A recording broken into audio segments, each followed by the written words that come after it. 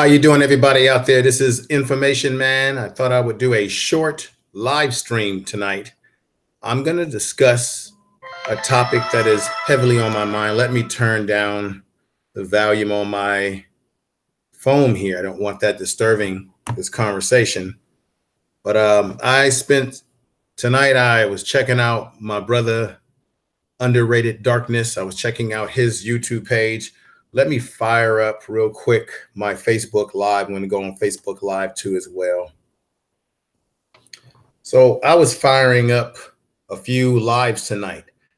And there's a brother that I listen to quite a bit now. But goes by the name Searching for Uhuru. He goes by the name also Dynasty. He's a brother who has traveled to Africa extensively.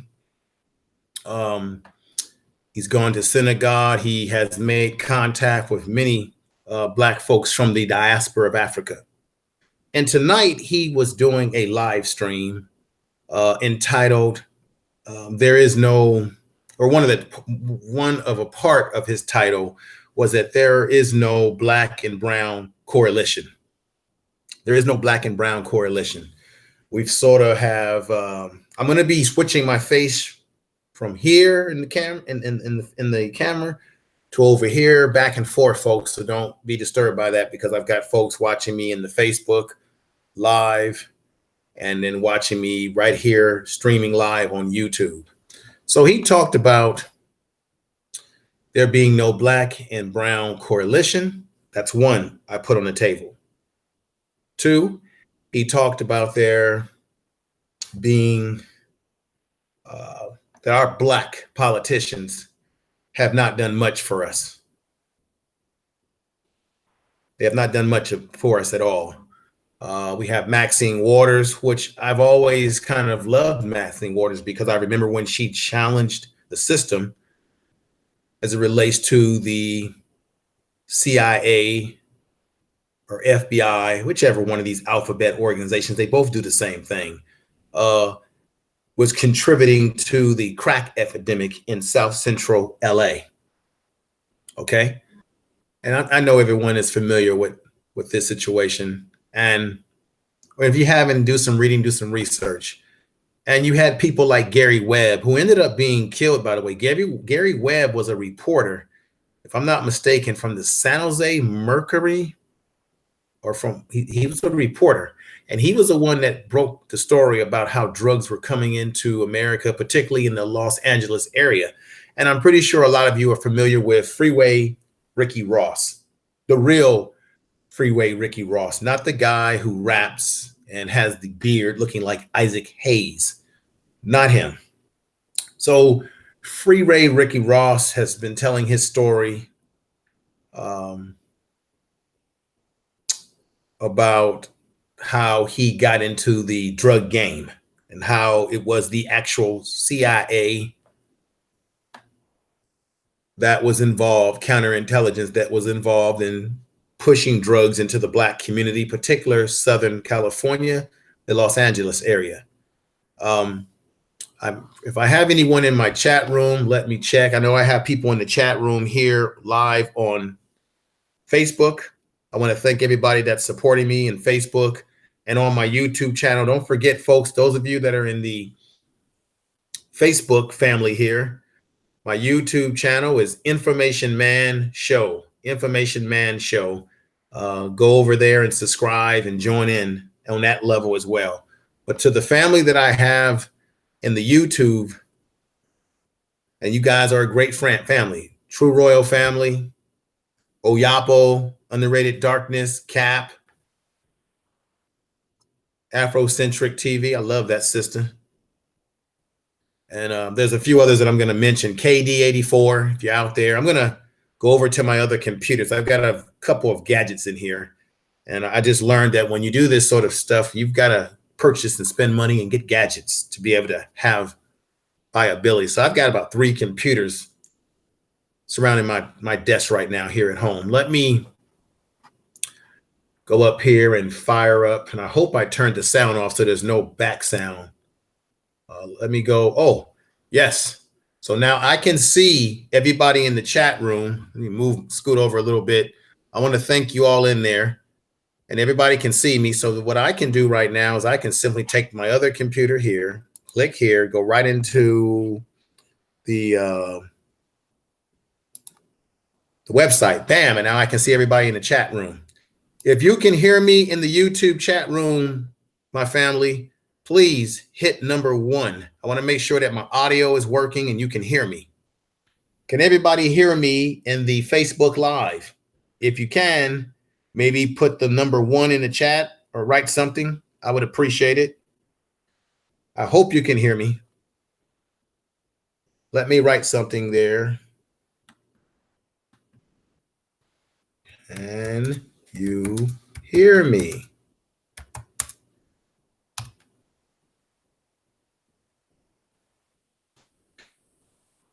Everybody can hear me? That's fantastic. That means that my setup is on the money. I was going to have Lion's Den on tonight, but he was a little tired, and the brother is in the East Coast and works very hard with the postal services.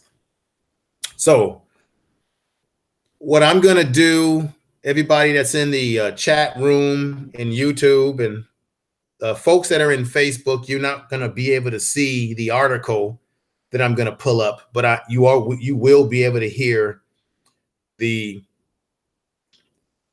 audio that I'm going to read of this. I'm going to read the article as I go along. Okay, so what I want to get into, because I'm very intimate to this situation, folks. Everybody in the chat room that's listening to me, I want to thank you for being here on both chat rooms, Facebook and YouTube. I really appreciate it. I have a sort of I don't want to say an expert opinion about this issue I'm about to bring up, but I do have some expert opinion based on how close I am to this situation. Let me break it down. Brother Search for Uhuru had an issue about there is no black and brown correlation because he found an article by the LA Times entitled Gang members admit to firebombing black families in Borland Heights housing development in Los Angeles, California. I hope I'm spelling it right. Borland, B-O-Y-L-E, Heights. I hope I'm saying that right. If I did, excuse my grammar. Those of you that are familiar with the LA area or have been to LA or have family in this area, you would probably be familiar with this community. What I'm about to tell you is that Latino gangs, as you see on the title on the YouTube, and I wasn't able to put it on, I didn't put it on the Facebook, but I put Information Man Show, but you guys are going to hear it out there in the Facebook. What you're about to hear, because I'm going to give an assessment, I'm going to give an evaluation of it, is that you do have LA gangs, particularly Latino gangs that are killing black people in Los Angeles, California, and I know why. And this has been going on for a long time. And right now, we have a governor's election that will be coming up very soon here in California, in which you have Antonio Verrigosa, if I'm saying his name correctly, who's been the mayor of Los Angeles for God knows how long. He's running for governor. And in his campaign to run for governor, he's got in there that he's cut violence in Los Angeles for about what? At 50%, which is I hate to use foul language, it's bullshit. Because there's been a killing of black people in the Los Angeles area, particular in South Central LA, particular in areas. Everybody in the chat room, in YouTube, I'm sorry if I can't call out all your names for supporting me, but once I get through my dissertation right now and read the article, and then I'm going to pull up the article on the screen so that you all can see in YouTube the article that I'm talking about. Then as I pull back from that, I'll have a chance to read your comments. Once again, I know people around the country that are listening to me. My man Gabe TV, Gabe Media is in the house.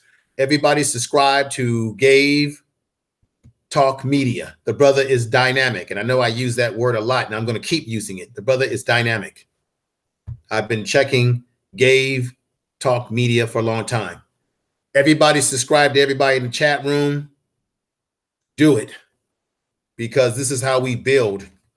When you look at everybody on YouTube that's been in YouTube for a long time, the Sinettas of the world, the brother who made the Hidden Colors, the Tariq Nasheeds of the world, all these individuals that have been sort of bedrocks of the YouTube world, this is how they started. They developed their own coalition with people in the early days of YouTube. And so we're doing the same thing. I'm trying to build up. I'm blessed to have about 930 followers right now. Maybe I have more than that. And the video, which has Lion's Den, I see you are there, brother. And I wanted you on the show tonight, but you was a sleepyhead. Lions, let me read what you're saying, brother. Mexican mafia from California prisons ordered Latino gangs to kill blacks. Yes, brother, that's true. And I'm going to get to that because I know it very intimately. So I want to say that the video that I made called Why African Americans Are Moving Back to Africa is the gateway video that has been bringing me a lot of traffic. And it was a very simple video that me, myself, and Lions Den put together. Very simple. And I want to make I want to correct something that I made a mistake on. In that video, I said that there's no the tigers don't come from Africa. That was a mistake, and I tried to write on my editing that I made a mistake. I've done my research, and I've added some more research on that page. Actually, tigers did come originally from Africa. They're part of the feline family, of course. And at one point in time, they migrated from Africa into what we call Asia. And I put a link on that video that makes up to correct what I had said in that little silly statement that I said. But if you can get past that little silly statement with the correction that I put in the video, in the description of the video, you'll see that I did my research. I came back and changed what was wrong. But that video has brought me traffic, and all it takes is that video. I also plan to do a YouTube video where I'm going to give the family information that I've learned on how you can improve your channel, get more growth to your channel, do's and do nots. So I'm going to do sort of like an instructional video, and I'm going to probably do that sometime going into this weekend. Make it very relaxing, and just what I want to get is like maybe I'll go to like a public library and get like a like a board I can write on and break it down like that. So let me get back on the topic, folks. And I want to thank you once again for supporting me, everybody in the Facebook as well. Make sure you subscribe to the channel. I'm not on, I do radio too, internet radio, and I don't have that fired up tonight. I actually dropped a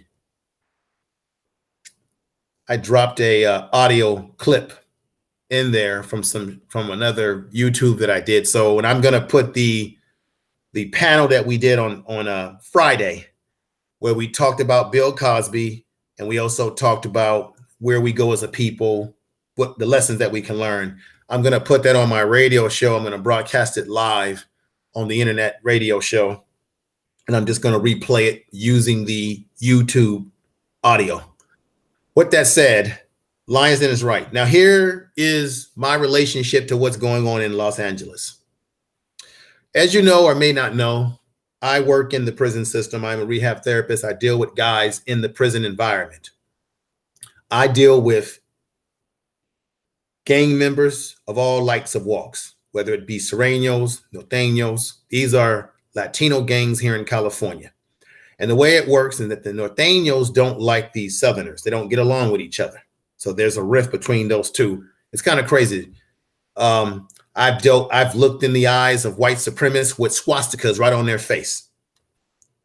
because they have to deal with me, a black man. They need something, they got to ask me now. They've been pushing this racism for years, and then when they get in prison, they're saying, Mr. Such and Such, I need medication. Yeah, okay. Now you depend on a black man. Okay. So I'm dealing with these type of individuals, the skinheads. There's a thing called the Aryan Brotherhood. You've got Crips and Bloods. I deal with these kind of men every day. I have dealt with serial killers, looked them in their face. I have dealt with young brothers who are young and looking at life sentences, and I've tried to counsel them in the groups that I do with them to say, hey, man, get out of this lifestyle. Stop what you're doing. You got a chance to parole.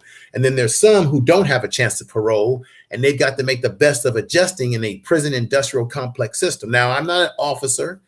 I'm not the one locking them in their cell. I'm a clinician, and I'm simply providing mental health services, coping skills, because a lot of these men are dealing with depression. A lot of these men are dealing with loss of being away from family. Okay. And yes, I'm dealing with horrific type of criminality. Okay. A lot of these men are in there. They have raped children, and they are a wanted person. When you do that type of rape crime, you're not a wanted individual in the environment. They don't want you. You're in a lot of trouble. These other inmates want to do harm to you. Okay. I want to dispel some myths that in the prison environment, a lot of these inmates have the same rights that we have, except that they don't have the right to vote. It's not as dire straits in terms of they don't have any, they have access to health care better than most of us out here that are free. Okay. They have access to lawyers better than most of us that are out here free. Okay. If they need a lawyer, they ain't got to worry about paying for it because the taxpayers pay for it. The taxpayers of California, taxpayers of any state that you live in. Okay. Medications. My mom once told me that there was a woman that she worked with that was a security guard, and she ended up dying because she could not afford, she was working different jobs. The sister was, not making a lot of money, and she died because she couldn't afford to pay for her blood pressure medicine or medicines that she needed. And everybody in the YouTube chat room, get those likes up. We got 32 people watching. Get those likes up. Please get the likes up. And I appreciate you all. So this woman died because she couldn't afford the medication. Do you know that I have seen inmate patients, as we call it in my area, who have gotten medications for HIV, medications for a variety of different conditions, and they're sitting on them. They're stacking them up. And I'm saying to myself, my God, these guys are getting anything that they want, whatever they want. And you got people out in the community who never have committed any type of crime, and they're dying. Okay, that's why the system is backwards. Taxpayers are flipping the bill for the prison system. Now, I know you're saying, well, information, man, you're part of the industrial complex system. Well, yes and no. I'm trying to help young brothers, young folks in the prison system to get out of it. When I'm able to counsel them, and I work with them personally, talk to them personally, counsel them. And I deal with men who will try to hang themselves. They will try to cut themselves. They will try to swallow razors, anything that they had. They will tear up their arms or stomach. I have seen things that a human should never have to see. And you say, well, how do I deal with it? I deal with it because I enjoy music. I enjoy going out. I enjoy doing the YouTubing. It's all therapeutic for me. I'm a therapist, so I understand the therapeutic process. Now, with that said, over the years that I've worked in the system, I was told by investigators in the system, we have training, we go through training, we go through information that we get from what's happening on the streets, and I get it firsthand. And what you have is just what Lions Den said in the chat room, that the Mexican mafia has a green light on killing Black folks in Los Angeles, California. Yes, I said it. And I don't need any special effects tonight. No special effects you're going to get from me tonight. No thunder sounds. I don't need any quotes from Millie Fuller Jr. I don't need any quotes or highlights from anybody to explain this. And so They put a green light, and the green light basically is the Mexican mafia gives the gang members the gold to kill. And the funny thing about it is both the Northerners and the Serranos don't get along with each other, but they all fall under one line. That is the Mexican mafia. When you look at the black gang structure in prison, the Bloods, the Crips, they fall under another leadership, which is the Black Guerrilla family, which originally originated out of Oakland, California. They fall under their leadership and command. So what you have in Los Angeles is an all-time destruction. Let me explain to you another game that goes on. About 2 years, 3 years, I was reading an article and they said that they arrested about 182 gang members in Los Angeles, California. And what they do is, this is the game that the police play in Los Angeles, or the police play in general. They will allow a certain amount of gang members to be on the streets, and then they'll cycle them in and cycle them out. They have gang members that are informants to tell the police what's going on. Hey, what's going on, Macom? Welcome to the channel. I can see a little bit of people from this angle here.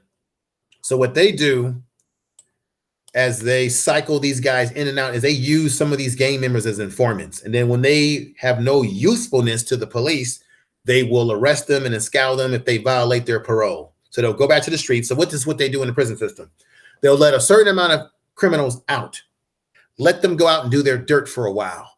Then the ones that have been doing dirt before those got out there, they arrest all of them and put them in the prison system, because you have to keep the prison complex system going and moving, okay? Because crime does pay. Anyone that tells you that crime does not pay, they're a lie.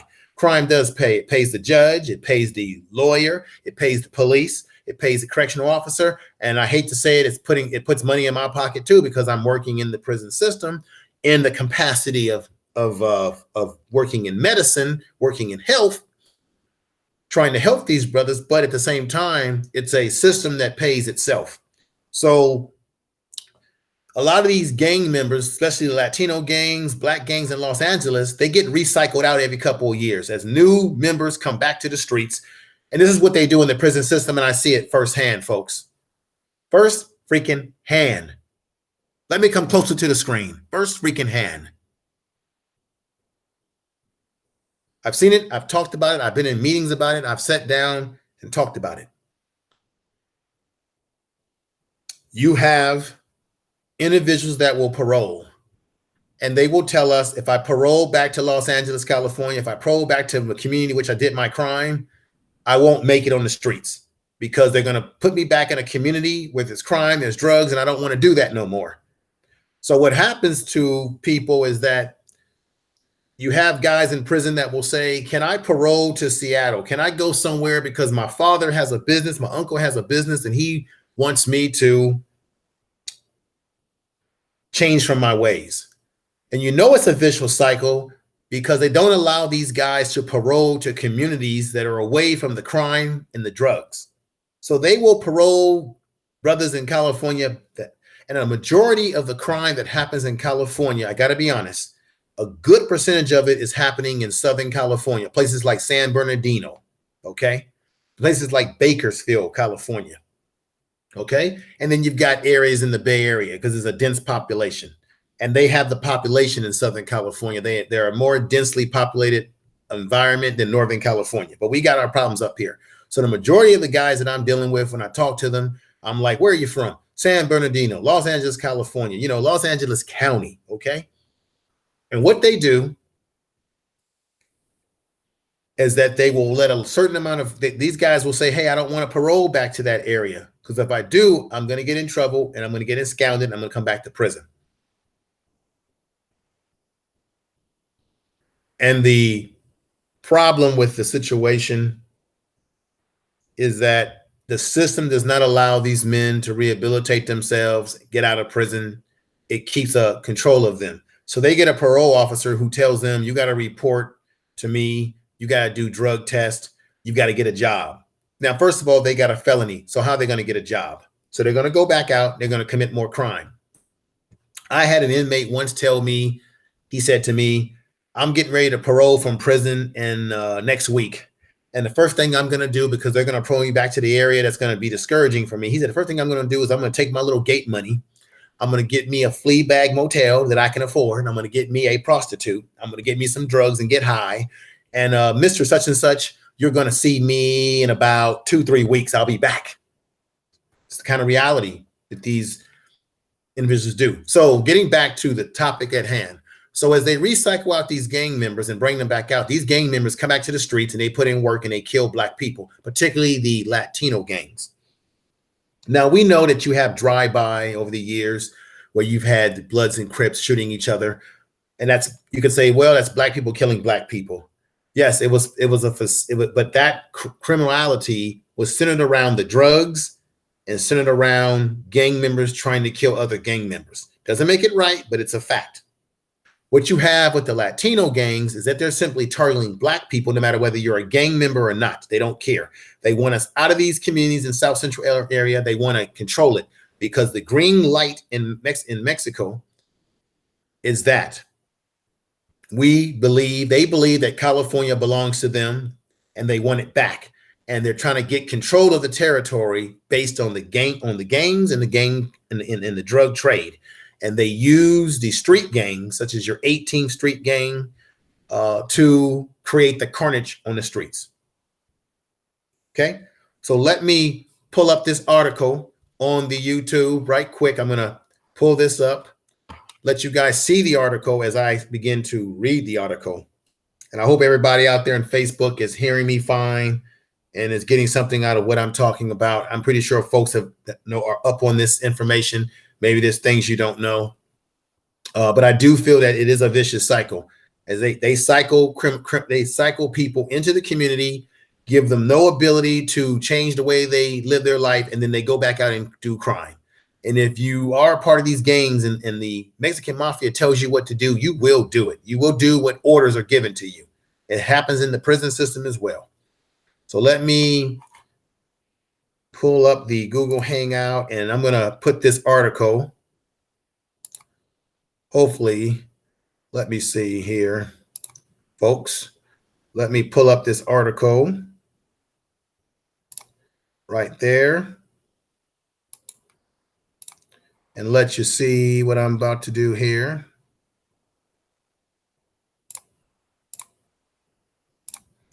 Share it with everybody. Like that. So I hope you all can see this article.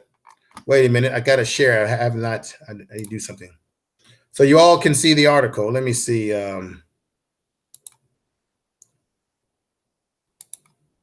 There we go. Now you can see it that much better. Let me pop this right here. Oops. There we go. So everybody can see that in the chat room, right? So the article, gang members admit to firebombing Black families in Bowling Heights housing development. So let me, I'm going to read this so everybody can get this. So as I read the title, here we go. Members of a Latino street gang have admitted to carrying out a racial motivated firebombing attack on Black families in Los Angeles housing project. Prosecutors announced Thursday. So this is a article that came out this past Thursday. Okay, you can see I'm pulling up this here. You see the sister with a baby in hand, and she's pregnant with one on the way. And this is the housing project that they've been firebombing. And this is a housing project populated by a lot of Black people are populating this housing project. And the Latino gang's mission is to drive them out. They want the territory. Okay, let me read on. There are many belongings to the big hazard gang will plead guilty to federal hate crime. So they're gonna get them under hate crimes with this, stemming from a 2014 attack, according to a written plea agreement. In exchange for the confessions, prosecutors of the United States Attorney Nicolo Hanner agreed to seek some penalties for these men when they are sentenced, each face more than 30 years in federal prison. So the men, they caught these individuals that did this, okay, that did the firebombing. They caught them, and they're going to face heavy time, okay? Now, the nightmare attack on Mother's Day 4 years ago led very long-standing racial animosity. Latin gangs have striked in Ramirez Gardens housing development, and elsewhere. The Big Hazard gang claimed that the Boylan Heights housing project, as it is a territory, as I said before, they're doing this because they want the territory. They feel it's a territory. They feel that they have a right to this territory, and they want Black folks out by any means necessary. Okay, they want the territory, and the men set out to terrorize Black families until they flee their apartments, according to the statement released by Hannah Jose, 24-year-old, okay, Felix, 26-year-old, Porto, 23, were part of a group of 8 gang members who carried out the well-planned attack. So they caught these gang members, and they basically confessed to the attack, what they did. And they're basically doing it because the mob or the Mexican mafia has given them the order to do this. And if they don't do what they're told to do, like good soldiers, there's going to be hell to pay. That's right. I want to say what's up to Stop the BS Now in the chat room. Who do I have in the, I have a lot of people in the Facebook chat room. It's good to see all of you watching. We've got a Captain out there. IC, welcome. Brother Morris, welcome. This won't be long. Let's see what else we got. We got Reload. What's up, brother Reload? I want to thank you for joining me. And I hope I'm opening up minds with some of my commentary. Mrs. Sonia C's. I'm thankful for everybody in the chat room. So let me read further on with this. There are other members of gangs previously pleading guilty to participating in the bombing as part of a plea deal. So they're giving these suckers plea deals, and they're killing Black folks. Prosecutors will not require the 3 men to testify against the ringleaders. So I guess they're going to use these guys to squeeze them for the ringleaders that they want, that are behind this this situation. Prosecutors will not require the 3 men to testify against the ringleaders of the group, and 8 men who have maintained their innocence and face a trial this summer. Details of the early guilty pleas have been kept under seal. The attack was discussed at a gang meeting in early May 2014. So this has been going on for a long time, folks. Prosecutors were purported ringleaders. Carlos Hernandez, 31 years old, told gang members that they were used multi-cocktails. You know how dangerous a multi-cocktail is. When you throw that in the window, you could blow someone's apartment building up. You can kill people left and right. So they were looking to kill these Black folks straight up, okay? Throwing multi-cocktails through the windows to firebomb apartments. Some of the 23 Black families living in Ramona Gardens at the time. So this is in 2014. Hernandez said that the order for the attack had come from the figures in the Mexican mafia, as I told you all, a prison gang that controls many Hispanic gangs in Southern California, according to the courts, and they also control the Northern California gangs as well. And I have dealt with these individuals in my work capacity. I have talked to these individuals. I've gotten detailed information, and they don't like us. Now, the reason why I bring this up, because my man searched for Uhuru, and I like his program. He talked about there not being any brown and Black coalition. And a lot of times you will hear Black leaders like Jesse Jackson, Al Rev Sharpton, and you will hear many Black leaders. Every time they talk about what's happening in the Black community, they always say Black and the brown people. The fact of the matter is that there is no Black and brown coalition, because I have not seen up to date any Latino organizations come out, give a press conference, and talk about what's happening to Black people in Los Angeles with these gangs, okay? In terms of how there's a racial issue between Blacks and Mexicans in Los Angeles, and it's been that way for quite a long time. And we're being killed, and no one's talking about it. While everybody's worrying about the Lakers and Alonzo Ball with his big mouth, the weakest man, the loudest man in the room is the weakest man in the room. He's loud talking. Everyone's talking about him and the Lakers and all this other fluff in Los Angeles. Nobody's talking about how you've got Black folks being killed because nobody cares about us. Nobody really cares about us. Okay, let me read more of this article. Hernandez said the order came exactly from the Mexican mafia, a prison gang. So this is a prison gang, like I told you. On May 11, Mother's Day, the group met again to prepare for the attack. The indictment said. Okay, so they did this on Mother's Day, on Mother's Day. I want to say much love and peace and love to the True Royal family. She's in the chat tonight. I want to thank her for her support. Everybody for your support. It won't be a long chat. I'm going to read a little bit more, get into a little discussion, read some of your comments, and then I'll end it, very soon. It won't be no 2-3 hour things. I know it's Sunday. Some folks got to go to work on Monday. I'm a lucky guy. I don't go to work. I don't work on Mondays. I get 3 days off because I work 10 hours Tuesday through Friday. So I get to take my loved one, my daughter, to school, and I get to do a little shopping and relax a little bit at home. Let me see. At that second meeting, Hernandez assigned each gang member. Now they're breaking down what they did.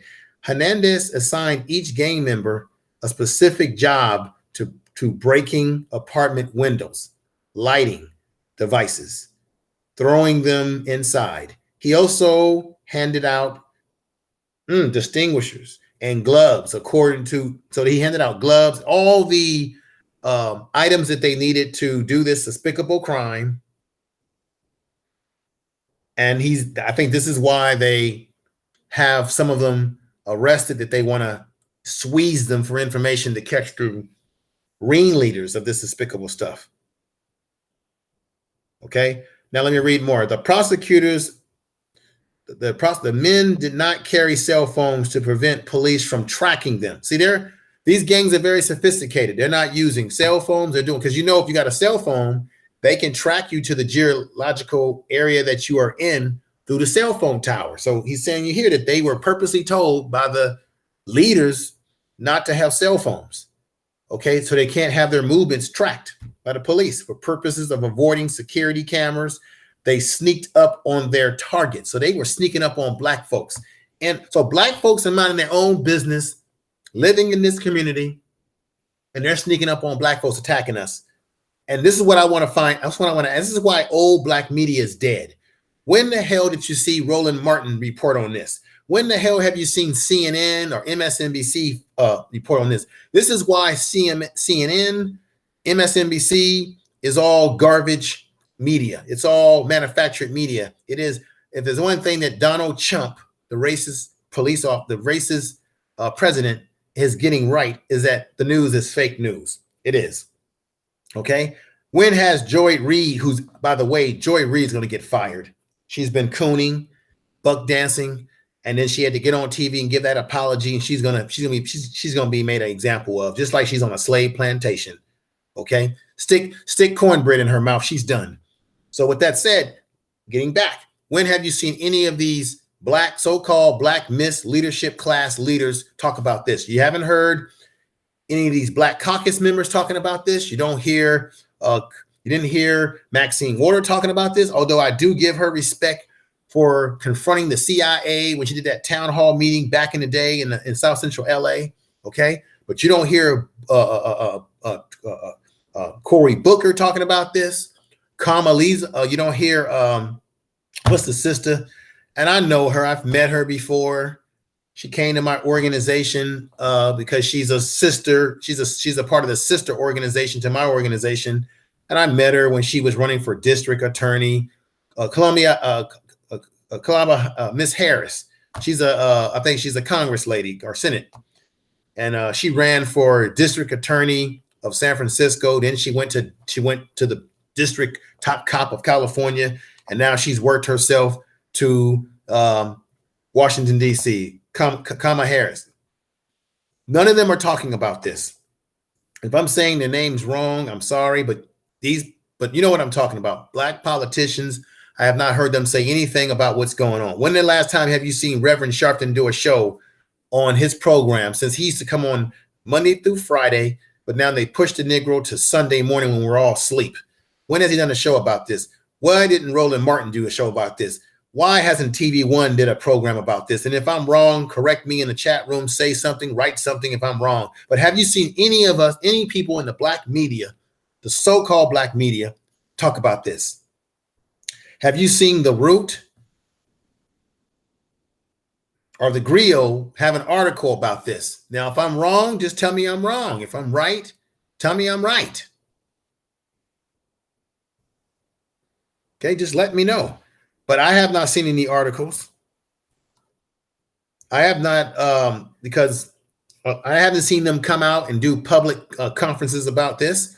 What I do see quite a bit is I see,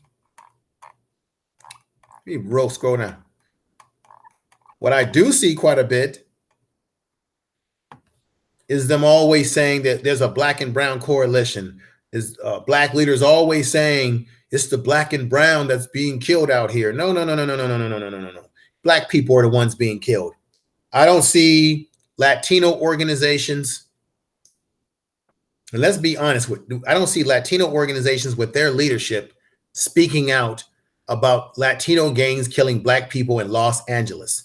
And Antonio Ogosa, if that's his name, the mayor of Los Angeles, when he has been confronted about this issue, you know what he says? He says, oh, there's crime in everyone's community. You know, the Latinos do crime on Latinos, black do crime, but he never addresses the Pacific homicide that is taking place on black people in Los Angeles. And he's about to run for governor. Oh no, he is running for governor. He's already running ads. I submit that black folks in California don't vote for him. The Democrats have failed us. The Republicans, they ain't gonna do nothing for us. They've already proven themselves to be the racist organization. The Democrats are racist. You've got the Democrats who have taken black people's votes for granted. You've got the white feminists that run and control the Democrat Party that are not doing a damn thing for black folks. You're hearing rumors that Kamala Harris wants to run for president along with Cory Booker. And they may run together as a pair, and if they do, guess what? Donald Trump's gonna get reelected again. It ain't gonna work. We got the Black Miss Leadership class that does nothing for us. Can anyone in the chat room, anyone tell me what has the Black Caucus done for black people right now? What have they done? Can anyone write that in the chat room? What have they done for us? Because I don't think they've done anything for us. Let me read some more of this article. It's disturbing.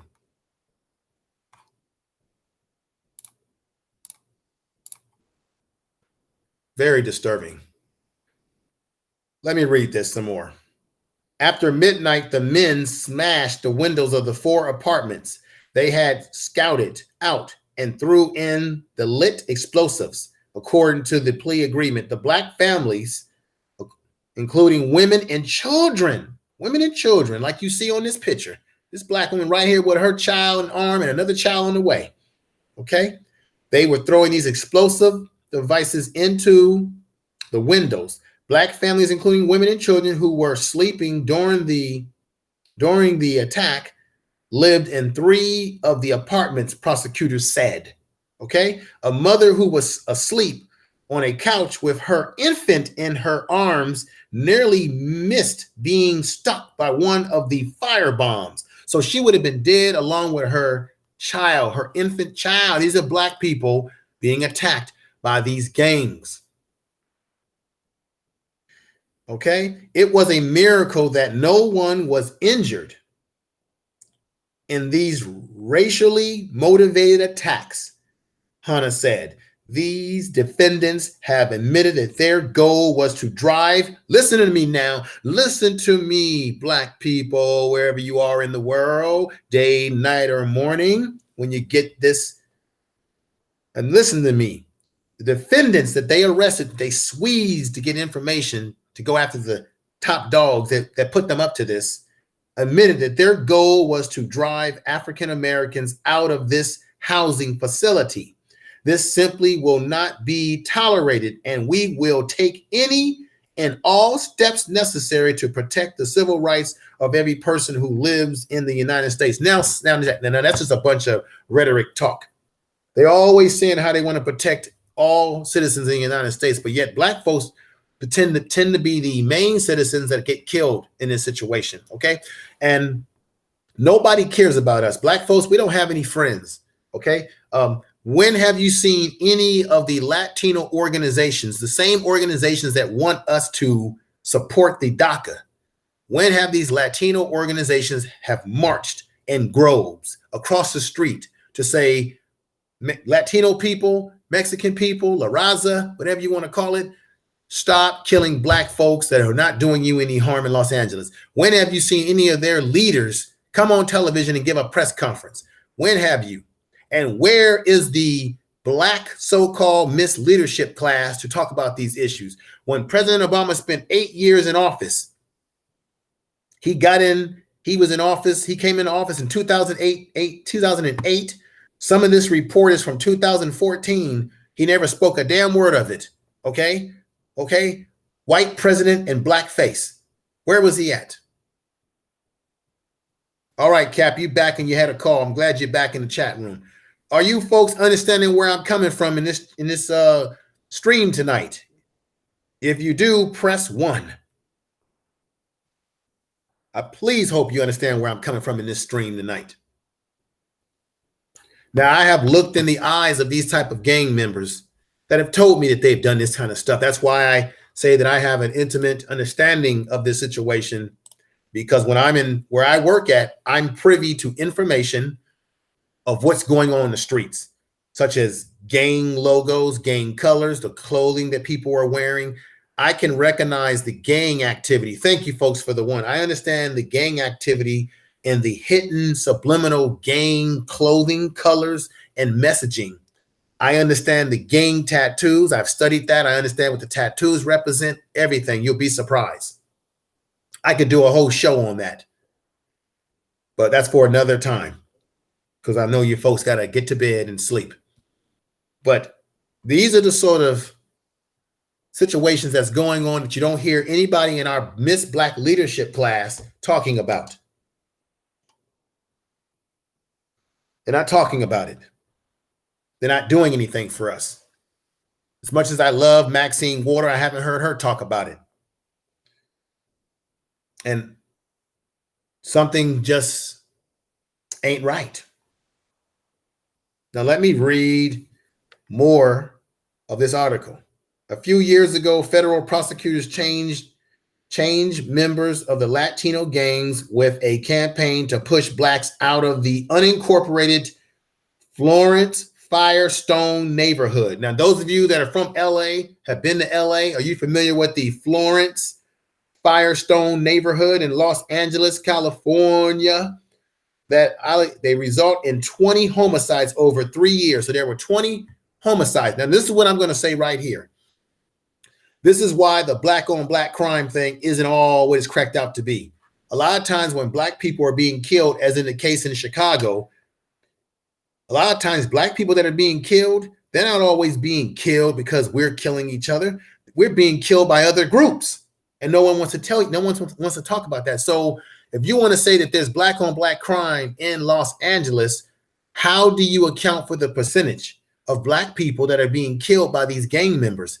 And then they make it look like it's other Black people that are killing other Black people. When you look at Chicago, Illinois right now, they're telling you that Black folks are killing Black folks, when we know through history, through time, that you have corrupt police in Chicago, Illinois that have been on the take and that are killing black men and making it look like it's a gang-related killing.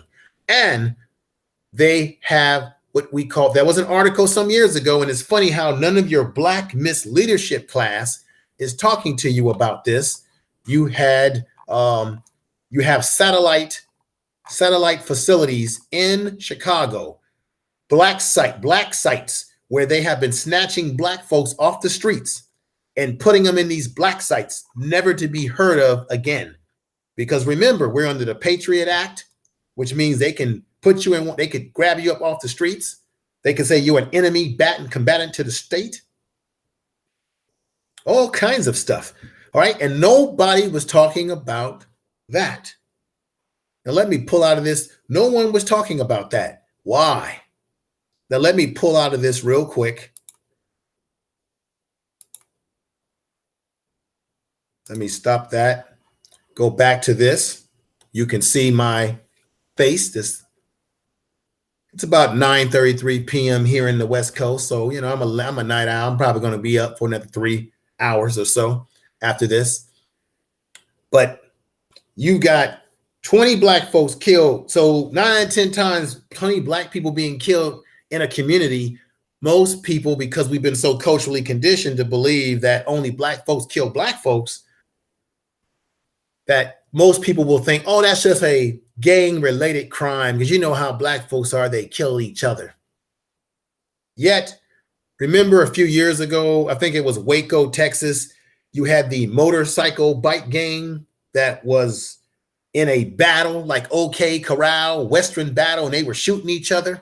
And they, you never heard anyone in the media call it white on white crime. Matter of fact, do you know that most of those guys that were arrested in that little OK Corral Western shooting by this biker gang, do you know most of them got released out of jail? They're not doing any time. They're walking around free. Let that be black folks. Let that be black folks doing that. And you will be put under the prison, under the jail, under the... Now, let me correct something that's a myth as it relates to California. Most of the black men that are incarcerated in the state of California, a good percentage of them are not there because they killed someone.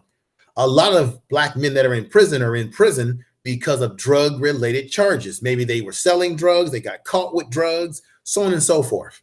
Now, when I was in college, my organization, we had a tutorial program in the Sunnydale Housing Project of, yes, I said that's right, the Housing Sunnydale Project area of San Francisco, right next to what we called the Cow Palace at that time.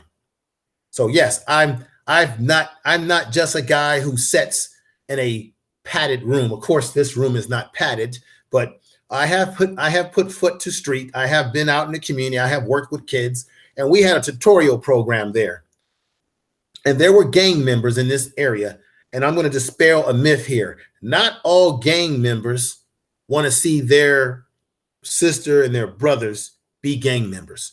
So when we were in this community tutoring and working with kids, and we later were able to do funding, we were able to turn it into a boys and girls club. And then right next to it, there was a program for juveniles coming in and out of juvenile in jail to try to get them out of that lifestyle. There were gang members in this neighborhood. And when I used to come into this neighborhood, they never messed with anybody's cars. They never touched any of us. And I always wondered, why is it that no one's harassed us? And I'm going to tell you why. We were never harassed. Because the gang members put a word out in the community, nobody mess with the, I'm going to say it, I'm an alpha. Nobody mess with the alphas. Okay? They said nobody touched them. And I'm telling you, over the years that we worked in that community, nobody never got their car broken into. Nobody never got picked with, messed with. Let me stop right here and read what Brother Gab Talk Media is saying. Do you think someone is putting them up to this? Brother Gab Talk Media, I do believe that people are being put up to things. Like I was saying earlier, you have the Mexican mafia or the top gang members that are telling the underlings to go out and do these type of crimes and kill black people. And then most of us will hear, when we hear about a homicide in the Black community, we will automatically assume, oh, it was another Black person that killed another Black person, when in fact, we've got other people of other groups shooting and killing us. Because we're not, I'm telling you, we got no friends, Black folks. We got no friends. And you have your Black Miss Leadership class that does not talk about this. I believe in Chicago. I don't know where you're from, brother Gabe Talk Media. I don't know if you're from Chicago, but can you tell me, brothers, and anybody in the chat room, tell me, do you think that a majority of the killing in Chicago is due to just Black folks shooting each other?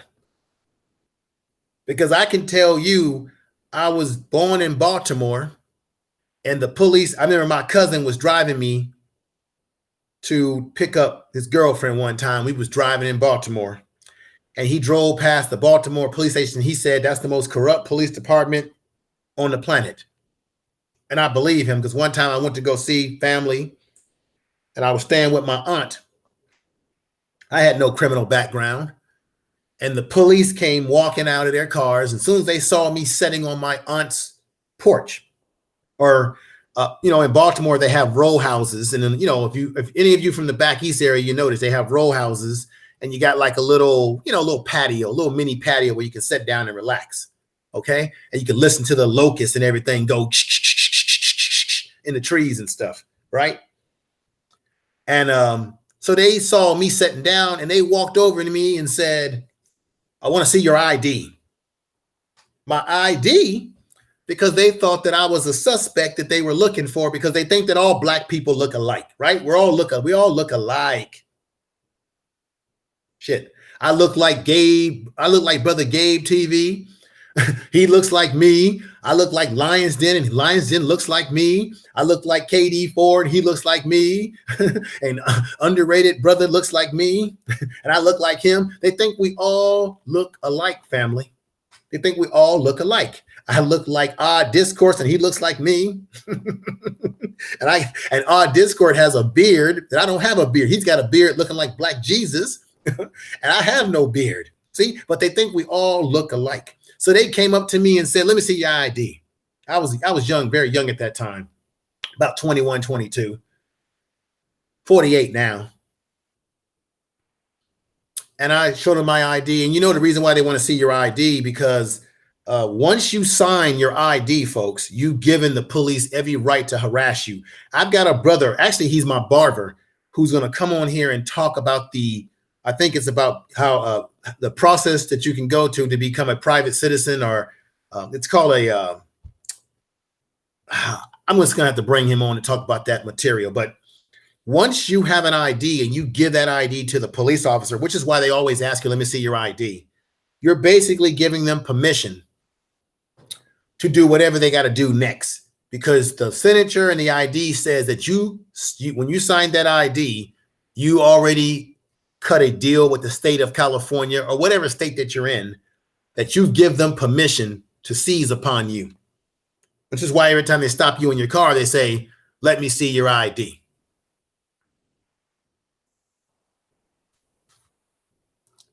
Let me read with, let me see.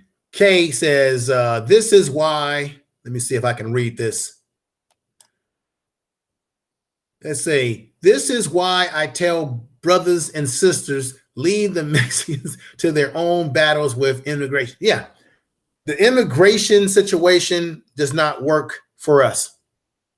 If you checked out Carlette, the sister from Breaking Brown, she talks about how immigration does not do Black people well. It actually hurts us, okay? Because you got to remember, people who are coming over here from other countries, they're not coming over here to be our friends. They're coming over here to compete and kick ass and take jobs. Okay? Okay? You have to understand that. They're not coming over to be our friends. These Mexican gang members are not our friends. They want to kill us. And that's why I get sick of every time I see these Miss Black leadership, so-called leaders on TV, who think that they're talking for Black folks, grassroots Black folks. I get sick of listening to them saying things like, Black and brown. There is no Black and brown coalition. Where is the Black and brown? Would have Black people benefited from the so-called Black and brown coalition? Now, I'm not saying this to say that we should go out and do violence towards people. No. As a matter of fact, black people are not doing any violence towards. I mean, yeah, you're gonna have you've had strife between Mexican gangs and black gangs, but for the most part, when have you heard of any black gangs or black people in general in this country plotting, designing, orchestrating a plot to go into what we would call Latino communities, Mexican communities, La Raza, people that we call brown people? When have we gone into their communities wholesale with a plot to kill them? Like what I just read to you. I want somebody to tell me that. Because if you think that that's true, then I got a bridge I can sell you any time of the week. Okay? Because you don't have us plotting like that. Let me read this right here. In Harvard Gateway District of Los Angeles, Latino gangs was accused of targeting African Americans, including 14-year-old Green, who in 2006, death became a rally point against such attacks. So that was a young brother, a young sister. Let me correct that, named Charlotte Green, who in 2006 she was killed by these gang members. Okay, and members of the Latino gangs in Highland Park were convicted of the series of assaults and killing in the early 1990s.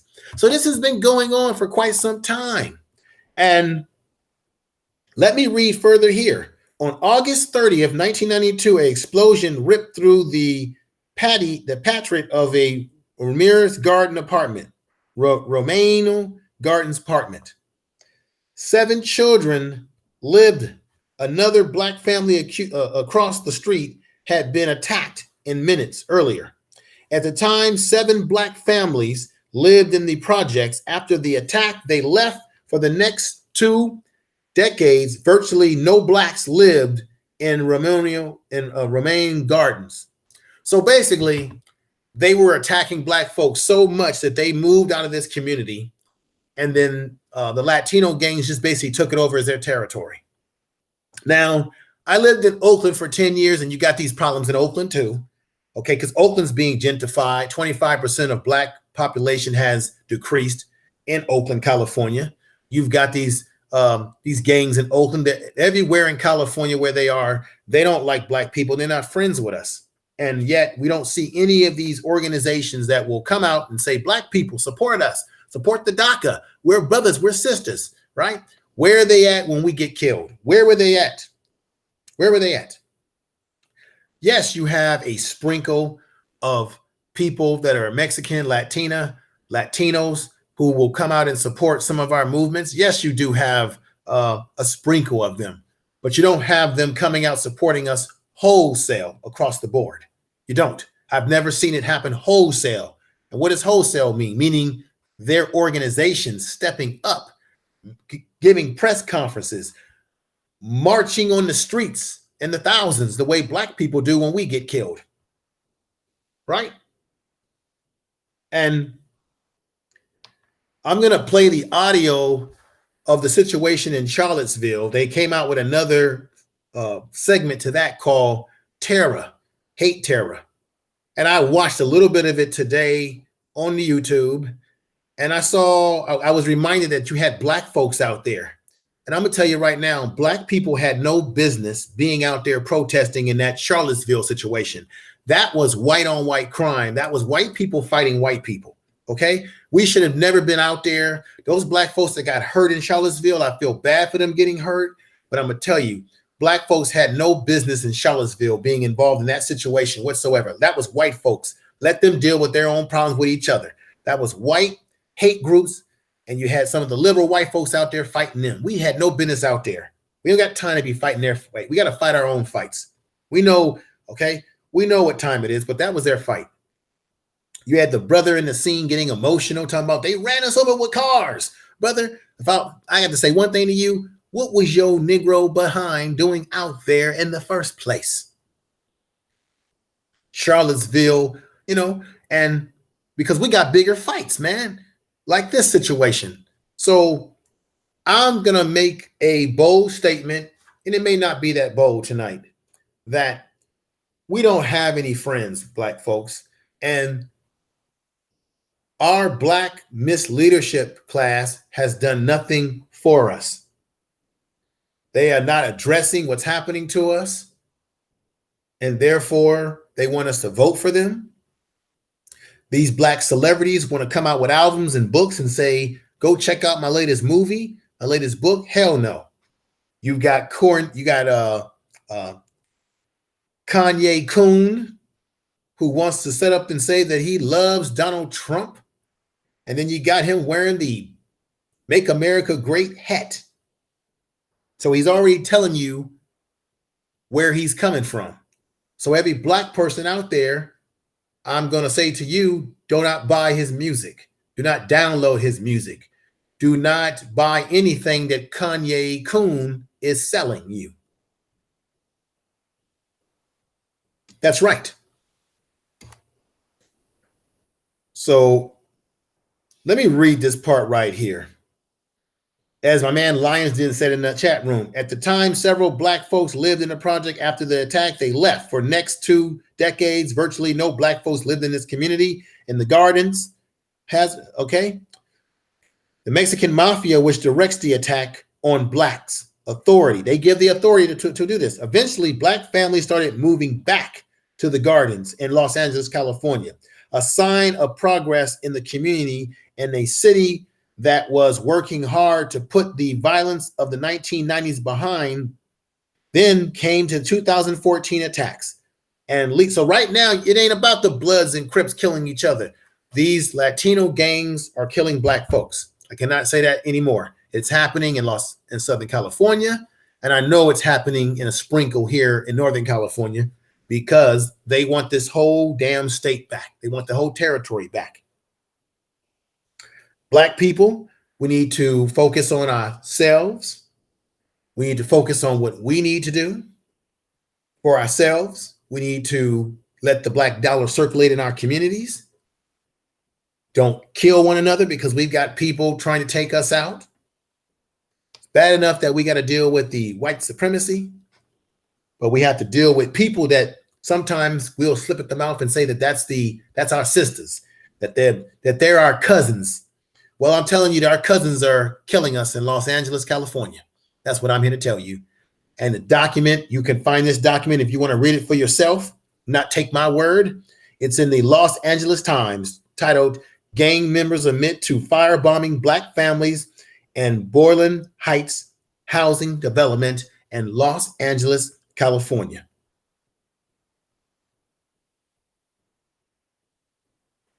We're not living in a peaceful world right now, right? We got to stop worrying about reality shows and wearing skinny jeans and all that other nonsense and understand what we're going through, what is happening in this community. Let me read some of the things that people are saying in the chat room right now. Let's see. Lions Den, where are you located? Lions Den is located in Washington, D.C. Let me see. Odd Discord. Yeah, I was just in Odd Discord. Yeah, I was just in the area. I'm from LA, Long Beach, to be specific. So, brother, Odd Discourse. So, am I talking truth or am I just talking?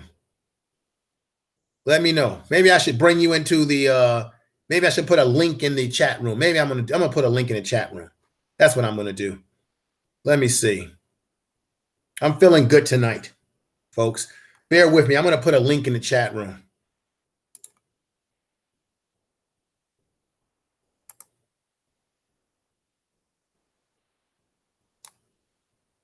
All right, let me put a link in the chat room.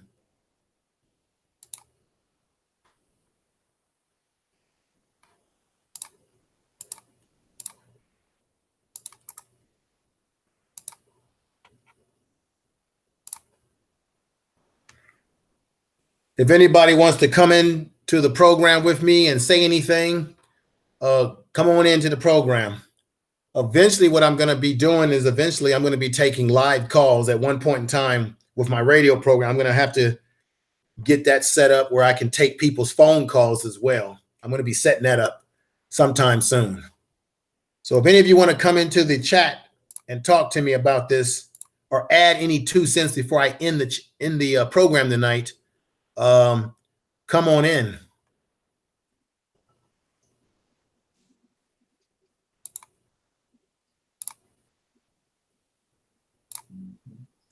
Okay, I got my man. I'm going to have to put my headset on or I won't be able to hear you. So give me a minute, brother, Underrated Darkness. Let me put my headset on and then we can, we'll be able to talk. I don't have my headset on, and without my headset, I won't be able to hear you on this particular computer. Everybody out there in Facebook, can you hear me? How is everybody doing out there? Today is my 28th year in Alpha Phi Alpha. I want to say what's up to all my frat out there. Pacamambu, Strictly Business, San Francisco State University, Spring 89, 06. Let me see what I need to do here. Give me a minute, brother Underrated Darkness. I gotta put something in here real quick. You guys are probably hearing all this noise. Let me pull this mic thing out and then put this in here. Then I can hear you, brother, when you talk.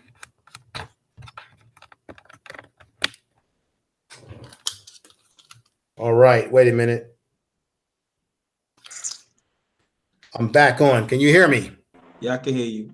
All right, I had to change up a few things. Brother, how you doing, by the way? And I'm sorry, I'm going to let you know right now, brother, I had no intentions of blocking you from the Google. There must have been something that went wrong. Maybe I touched the wrong button, but we're going to get you. I want to get you back in my Google contact so we can fix that problem so I can give you an invite anytime and anybody else. But brother, what's on your mind? You've been hearing me run my mouth. I believe, and I'm going to go with my man, Searching for Haruru. Subscribe to his channel. The brother is very Afrocentric. He talks to a lot of Black folks throughout the diaspora. And I was watching his program, and he said that this is a failure partially of those in the Miss Black leadership class. Our so-called Black leaders are not doing a damn thing for us. They're certainly not addressing this issue. And what do you think? And we got someone else on called Reborn. Welcome, Reborn. Well, what I feel, my brother, is you telling the truth, because it's happened in New York, where I'm originally from too.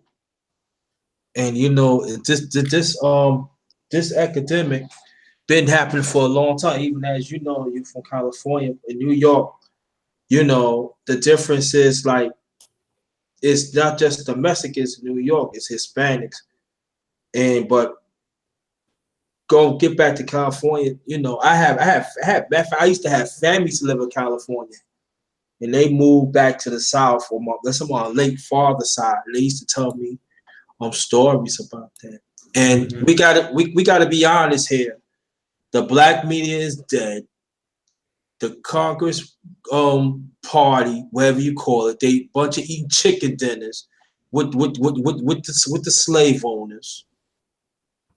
Then you got other people. They just look at us. They just turn their heads. So it's got to be up to us to make it happen, because it's gone. It's gone, brother. So I'm with you on that. I'm with you. But it's not just a California problem. It's a national problem out here. They trying to exterminate us for a very long time. It's just the different thing is right now. It's just technology is telling our story now. But this been happening for a long time. You know? Let me make an announcement. Brother Gab Media, Gab Talk Media, brother, if you want to come into the chat and give a few wisdom, come on in and hit the link and come on in, brother. I saw on my computer that you just dropped a new video tonight. I have a beautiful system here. I can just see what everybody's channels are doing. I just get all these alerts all over my computers. I love it. But Brother Gab of Gab TV, if you want to come in, or anybody wants to come in and add their thoughts to the subject that I brought up tonight, you're more than welcome. I wasn't expecting to make it a long thing tonight, but I still want to get people's opinions. We got somebody named Reborn, but it looks like you're muted. Or are you unmuted? Or do you have anything you want to say, or you just want to listen?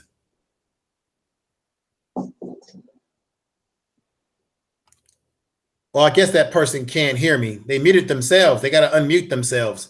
Reborn, unmute yourself. You're in my chat, but you got to unmute yourself. Can't hear. Okay, we got our man Gab talk media. Unmute. What's going on, brother? You got to unmute yourself. Hear me? Okay, we got our man Gab talk, but you got to turn down your volume because we're getting feedback, brother. Hear me? Okay, I got Gab talk, but you got to turn down your volume because we're getting feedback. Gab, you cool? I think it's the other. Who is it that got the? Okay, is everything fine, Gab? Can you hear me? But you got to turn down your volume because we're getting feedback. That's the feedback. I'm sorry. Okay, is everything fine, Gab? I'm waiting for it to all subside so now we can. Okay, I'm sorry. Okay. Everything fine, Gab? You have to mute your YouTube page. Okay.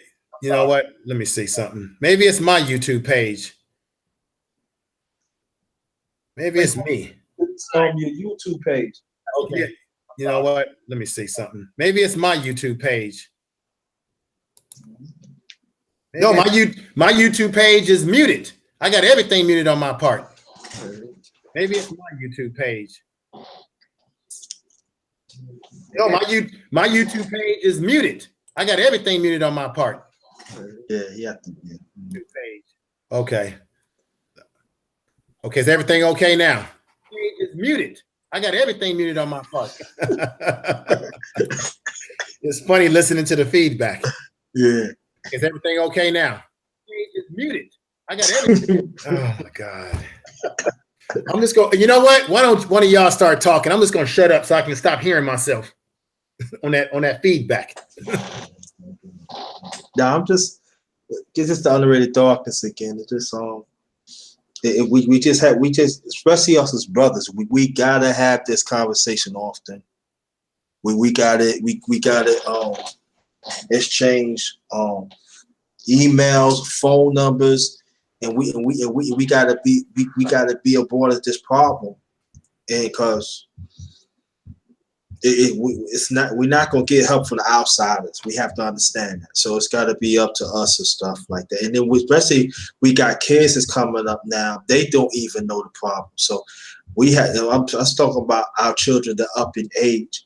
We got to talk to them about it, even though it's gonna feel comfortable. I mean, excuse me, not our part, but.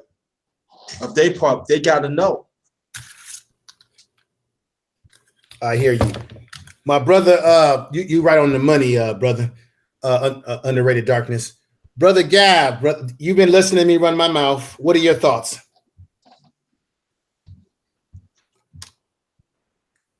What are your thoughts, brother Gab? Gabe, I'm saying names wrong and everything, brother. What are your thoughts?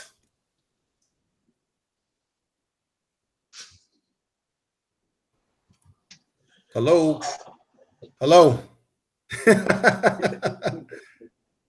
All right, we got a silence here. Silence. I just think I'm blaming. My problem is with our like I've been saying, the Black Miss Leadership class. What are they doing for us? We got Black folks being killed left and right in this country from all over the damn place, and they're not really addressing our issues. They're not. And Black folks in Los Angeles, we're done in Los Angeles. I'm hearing this more and more that we're a done deal in the Los Angeles area. We're a done deal in California, primarily. This is Gab. Can you hear me? Okay, Gab, that's right. Okay, brother. Okay. I want to hear your opinions on what I was talking about. What we've been talking about, brother. Go right ahead. You got the floor. Well, brother, this all leads me to a common theme that I'm always talking about, which is separation, man. Of course, that's not anything magic that we can do. We can't abracadabra and we separate it. But unity is just a must in the Black community. And this kind of activity, it should be something that drives us to it. And I'm afraid that it's probably going to be increasing. I mean, I'm kind of surprised to see this with the Latino community by, all of us supposedly the minorities, and to see them being turned against us, or it's just interesting to find out what that's all about and who's motivating it. It's all coming from the gang structure in Mexico, because they believe their ideology is that California belongs to them.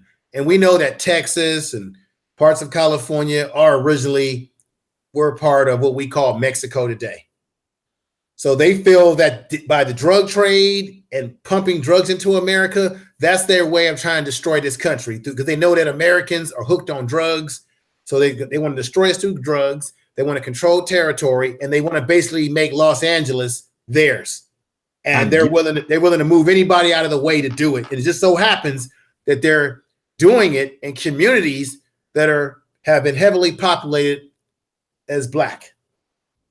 I get it. I just, by us not being empowered in any way to,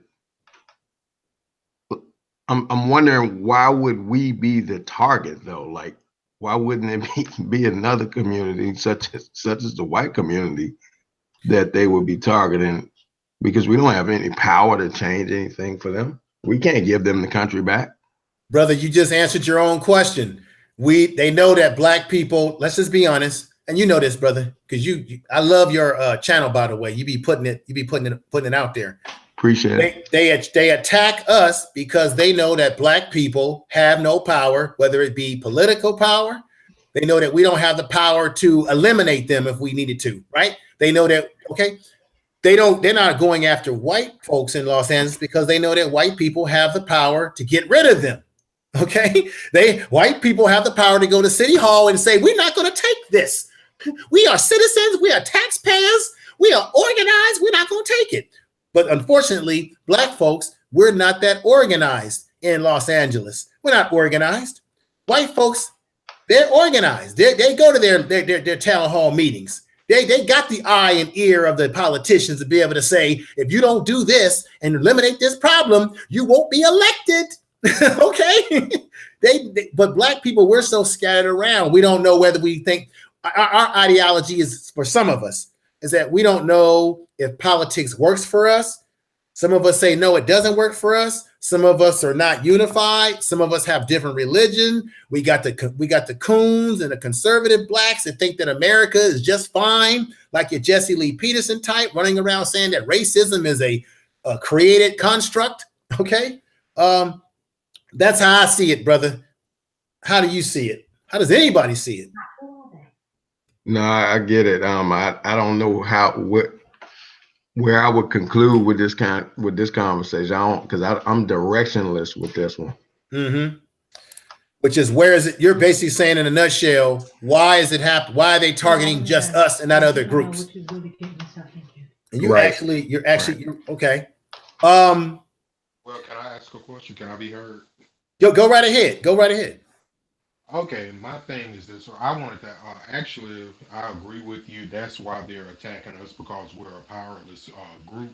But my question is, where are the Black gangs out there? Have they dominated the Black gangs out there also? Are they attacking the Black gangs, or what's going on with them? Well, I'm pretty sure you brothers, there's always been tension, specifically to California, where you've had tension between the Black gangs and the Mexican gangs. That tension's always been there. But this is one of the things they're not telling you in the media. You notice how you're not really hearing too much about Bloods and Crips killing each other like you was hearing about in the 80s and 90s, because a lot of the Black gangs are sort of have a troop amongst each other. They're sort of working together now. Now I deal in the prison system. I see Bloods and Crips in the prison system. And even though they come from different sets and have different philosophies in some ways they don't. You don't see them fighting in the prison system. Most of the gang fights that are happening in prison system in California are happening between the Northerners and the Southerners, the Norteños and the Southerners. Okay, the Northern Mexican gangs, they're the ones big fighting each other, where the Black gangs are unifying more together. And so what's happening is that, in a nutshell, Black people, as much as they want to say that we have a pathology of being violent, for the most part, Black folks are not going around wholesale killing other groups of people in Los Angeles, California. Not even the gangs, because why is it that we're not hearing about the Black gangs? Because believe me, if the Black gangs were going around killing all these Latino gangs, you would hear about that on USA Today. It would be front page news about how violent we are. Now that's my thoughts on it, brother. Okay, are they attacking them in the prison system? In the prison system, there's a protocol that they go by. Check this out. This is what's crazy about this whole thing. Let me break it down to you. In the prison system, the Northerners, the Northerner Mexican gangs, which will be up here in Northern California, they will align themselves with the Black gangs only because of the drug trade in the prison system. So, for example, the Aryan Brotherhood does not like the Black folks, of course, right? So the Aryan Brotherhood will align themselves with the Sureños, the Southern Mexican gangs for the drug trade. They both want to control the drug trade in the prison system. So they will align each other because their common enemy are the Black gangs and the Northerners. That's what's so sick about the whole thing. So they will only align themselves with so it's like the old saying, my enemy is my enemy's enemy is my best, is my best friend, or whatever the hell I'm trying to say right now. Okay, that's how it goes down in the prison system. And then you have the Black guerrilla family that controls both the Bloods and the Crips, and the Mexican mafia controlling both Latin gangs. And of course, the Aryan Brotherhood controls all the white gangs that you have here in California or across the country. So that's how we call it in prison politics. That's the politics of the prison industrial complex system. Okay, and I'm glad you mentioned that right there, because all of the information that I had looked up, they said that BGF was pretty much phased out, that they basically wasn't no more, except for like in Baltimore. But the one in Baltimore, it's not, it wasn't built as structured like the one in California. But yeah, okay, thanks for letting me know that right there. And let me also say too, it depends on the prison. Like I've been to San Quentin, I've been to CSP SAC. CSP SAC is a level 4 prison. It's one of the most dangerous prisons in California, next to Pelican Bay. Pelican Bay's maximum security. Guys that I run across, none of them like to go there. It's a straight max security. It's what we call in California a shoe prison. It's a prison where they send the worst of the worst, and they send all the gang leaders, the guys that are the shot callers that are telling the gang members, do this and do that. And even in the prison system, we are told by the investigating officers sometimes they'll have times where they'll have what we call shutdowns, because you'll have the Mexican mafia that will say, we want you to attack everybody, attack on the streets, attack in the prison. So once the police intelligence or the correctional intelligence in the prison system gets this information, and guess what they use? They use informants in the prison, just like they use these informants on the street, who they swap out every couple of years as those that are coming out of prison on parole. And if they have a certain amount that are coming out on parole, they will swoop up and arrest the ones that's doing dirt out there on the street that they know have been doing dirt for years. And then they will arrest them, put them in prison as the new ones are coming right back out. And then when they come back out and they know that they're on parole, they will harass them and say, we need you to be a CI. We need you to be a undercover for us, or we'll put you right back where you came from. And I know when I worked in the Sunnydale Housing Project, or volunteered there in college, I know for a fact that the San Francisco police was harassing brothers who were just coming out of prison, trying to reform their life, taking them into the back of the park and harassing them, planting drugs on them. All sorts of things were going on.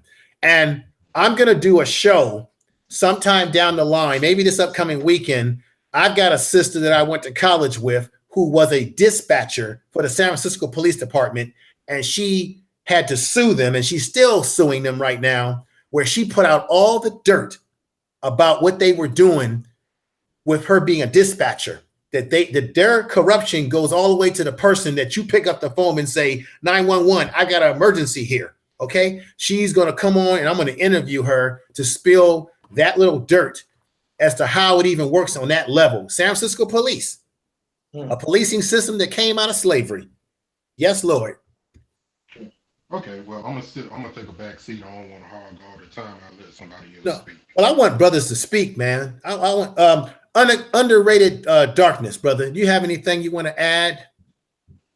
Well, you know, like they said, if you can't beat them, join them.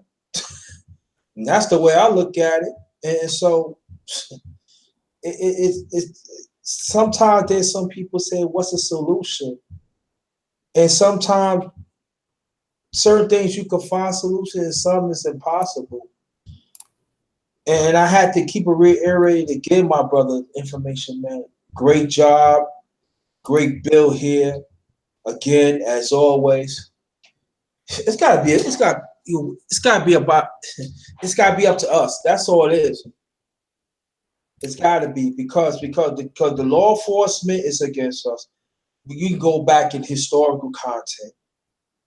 Okay. And in the other phase of government, they haven't done nothing for us ever since we came in this country against our will, but like centuries ago. And in our history, we gotta tell the history, the truth, what it is. They always try to make us extinct. We don't care. We don't, it doesn't make a difference. And we still last of the human race. We still continue to have to fight for our rights. You're right. And the main reason why I didn't really like the idea of doing this story because, you know, growing up, you heard the stories. Oh, Latino people, that's our cousins, that's our distant cousins, there's a correlation. And then the more I grow and I learn and I find out. Now, let me preface this now. I'm not saying that there's not people out there that are Mexican, out there who are down with Black folks. Okay. I've met folks like that. So I don't want to generalize and say all, but I'm talking about specifically tonight as it relates to the gang structure. Okay. Because not everybody who's Latino is a gang member. So I don't want to paint that picture, but I'm simply talking about the gang structure and how that impacts us. And I'm simply saying, I brought this up because I was looking at my man Search for Huru's show tonight. He's a dynamic brother who has gone to Africa. He's very Afrocentric brother. And he did a show about there's not really no brown coalition because where are the brown people to speak out about this? And you don't really hear them speaking out about this. And so that inspired me tonight to say, you know what? Let me talk about this. Let me not hold back because it may come off embarrassing, but it is embarrassing because the fact of the matter is Black folks and Black women and brothers, I don't believe, and it's a sad commentary, that I don't really think anybody likes us, man. And I'm saying not wholesale. And I know we have Afro-Latinas, Afro-Latin brothers in Cuba, and we got our Brazilian brothers and sisters. Okay. We know that we have, but if you look in their culture, even the darker skinned Latinos, or people may say I like to be called La Raza or what have you, even they get treated poorly by the more, what you would call whiter, more European Latinos, such as in Brazil. They will always show you, and I got a video I'm going to drop about Brazil that I worked on. They always show you the face of Brazil being some fair-skinned female with blonde hair and colored eyes, when the fact of the matter is that the true people of Brazil are people that look like all of us on this panel tonight and everybody in the damn chat room. Okay, they're black people. They speak Portuguese, right? And it was the Portuguese who were one of the first to bring black people into slavery out of Africa, even before the Europeans got involved. And it was the Portuguese that brought us over to Brazil, dropped us off there, about 80% of us, 88% of us, and then dropped about 4% somewhere in there of us in America.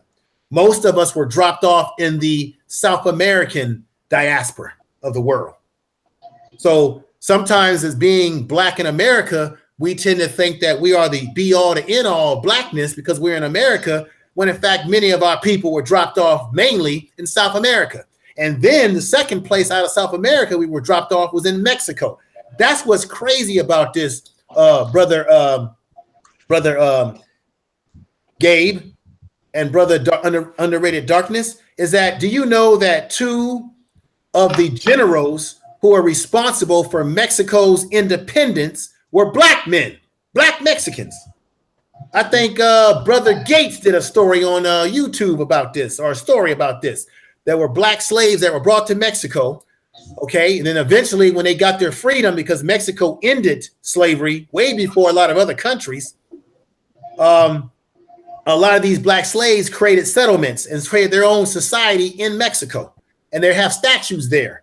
And two of their most important leaders of their country were black men, and they're in their museums. And yet they hate us so much. Yet let me correct that.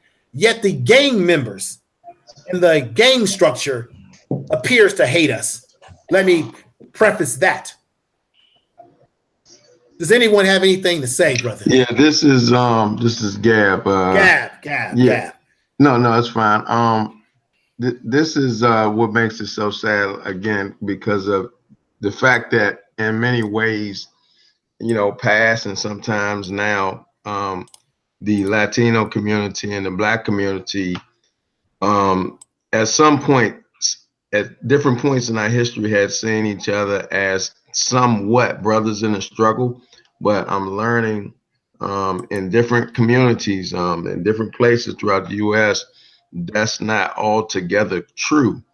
And one of the things that's going to keep us weak, because I heard you talking about earlier that it just seems like nobody wants to be bothered with us, or nobody seems to we're defenseless, brother. And the only bomb that we have is unity. The only way that we will, really ever be a people that's worthy of respect is to actually turn this thing around with our unity. And this has been the $64,000 question of how, the question as to how will we do that? And I'm afraid to tell you that people coming against us, just like 9/11, kind of unified America for, a couple days. People felt like if they weren't going to come together at any other time, we better come together now. And that's only under the gun. And these kinds of attacks are definitely things that drive communities together when they're under the gun. So hopefully it can fuel that. But other than that, it's so much that I don't know about the story that's going on over there. Is it only in California? Well, I'm trying to make an educated guess here.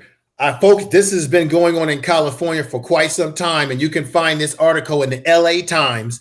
If you just go on your Google search and just search, just put in there Latino gangs killing black people, you'll find a whole host of information. Even on YouTube, when I was doing the search results for this title tonight, there was a lot of material out there on this. I would say, brother, that I wouldn't be surprised if this is happening in some areas, like even in your back east area. But you just don't, I'll be honest, I don't hear about this in the back east areas or in the South. but you don't, doesn't mean it's not happening. But for whatever reason, brother, you're going to hear about it coming out of California. And when you do the search, most of the material is leaning towards California more than any other state. Now, you do have another dangerous group that I'm familiar with. That's the MS-13. 13. Right. They're spreading all over the country. They're everywhere. Okay. And the MS-13, from the knowledge that I know, was created in the prison system because most of the men that came over from those countries, like Nicaragua, that came over, they came from a war-torn country where they were used to seeing people's bodies chopped up. So they came from out of war. And then when they came, they migrated to Los Angeles. And their enemy is a group called, and I deal with them at work, a group called the 18th Street Gang. And the 18th Street Gang was causing rifts with these group of people that were immigrants, you know. And what happened is, like any gang structure, when you get picked on, you begin to do what? To protect yourself. You form your own gang. And that's how, and then what happened is the United States kept putting these guys in prison. And when they put them in prison, all it did was make them stronger, more nastier, and it fueled the gang culture. Okay. And the MS-13 is the most dangerous because they'll chop your body up, and they believe in killing. They believe in killing your whole body. All it did was they believe in killing your whole family. So they're very dangerous that way. And that's how most of the gang structure was created in prison. It's, you know, when black people came into prison, you had the white gang structure that was picking on black people in jail. So they had to create they had to create something to protect themselves. Then the Mexicans and the Latinos, when they came into prison, they started getting picked on by the white gangs and the black people, and they had to form their own gang. That's how all this stuff started to morph itself. There's a difference between street gangs and prison gangs. The prison gangs run everything. You come in, you have to fall under their orders, their jurisdiction. And that's just how it's morphed itself. Let me ask you this. How much of this, in terms of media, do you think could be ployed to divide and conquer kind of thing? Like maybe it's happened to some degree, but it's not as big as they're trying to blow it up. But maybe they want to cause a scare that would divide the communities. Is that possible? Yes, brother, you are hitting on the right. You're hitting on the formula. That's the formula to destruction for us all. Divide and conquer. Put brother and sister against each other. Put people people that are melanated in the world against each other. That makes it easier. Part of white supremacy is about what, brother? It's about creating confusion. Confusion on the left, confusion on the right. And if you get us fighting each other, then we'll never do what? We will never be able to rise to our greatest greatness. And then our real enemy can sit back and say, and laugh and say, So what's happening is I hate to say it, we have been playing checkers while our enemies have been playing chess. And we're just what? On a chessboard, you got pawns. We are the pawns. And I hate to drop that kind of statement because no one wants to be seen as a pawn, but I hate to say it, but I think in some ways, black people, as well as Latinos, we are all being used as a pawn in this game.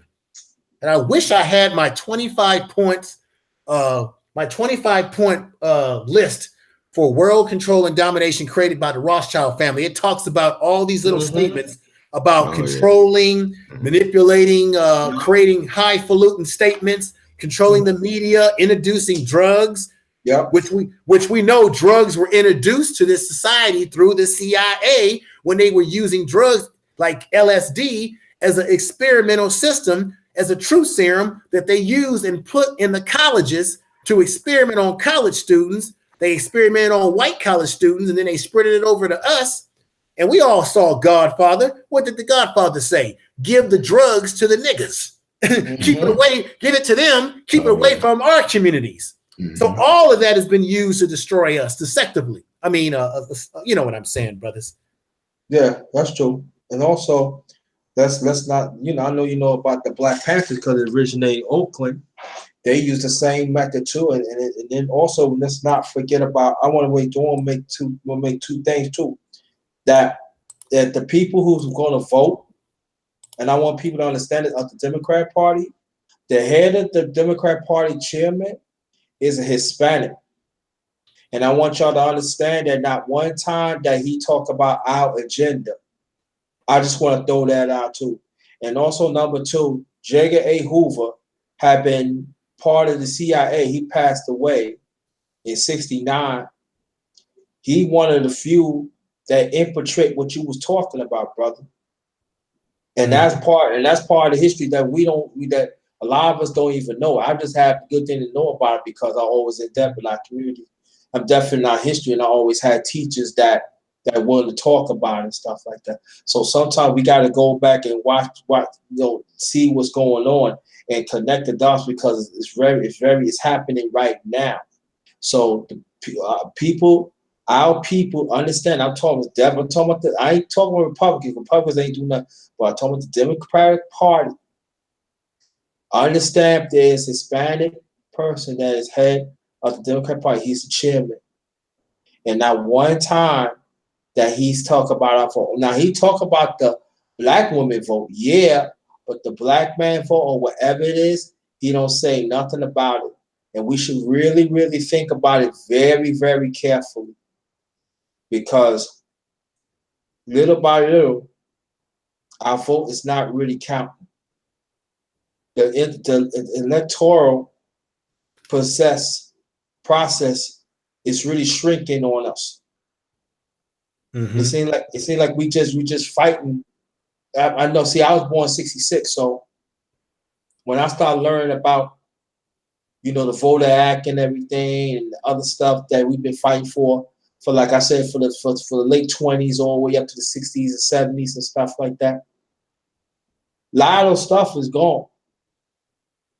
And you see other nationalities has gained benefits of it, but these are the same nationalities that enslaved us, that is killed us, that slaughtered us. And we have to learn to connect the damn dots. And then I think that's the point that really pissed me off. Information, man, my brother. It really pissed me off because these are the same people that have been enslaved us and killing us for decades, even centuries. Right. And it just pissed me off, and so you go ahead. I want to hear what you're saying, but my goal in doing this tonight was I feel that I've said this before. YouTube for me personally, is like, and I so hope that the Black Junction TV will create at some point in time a live stream, and I hope that we can, because they're gonna need our support to blow themselves up to the point where we may not need this YouTube anymore. And I hope that happens.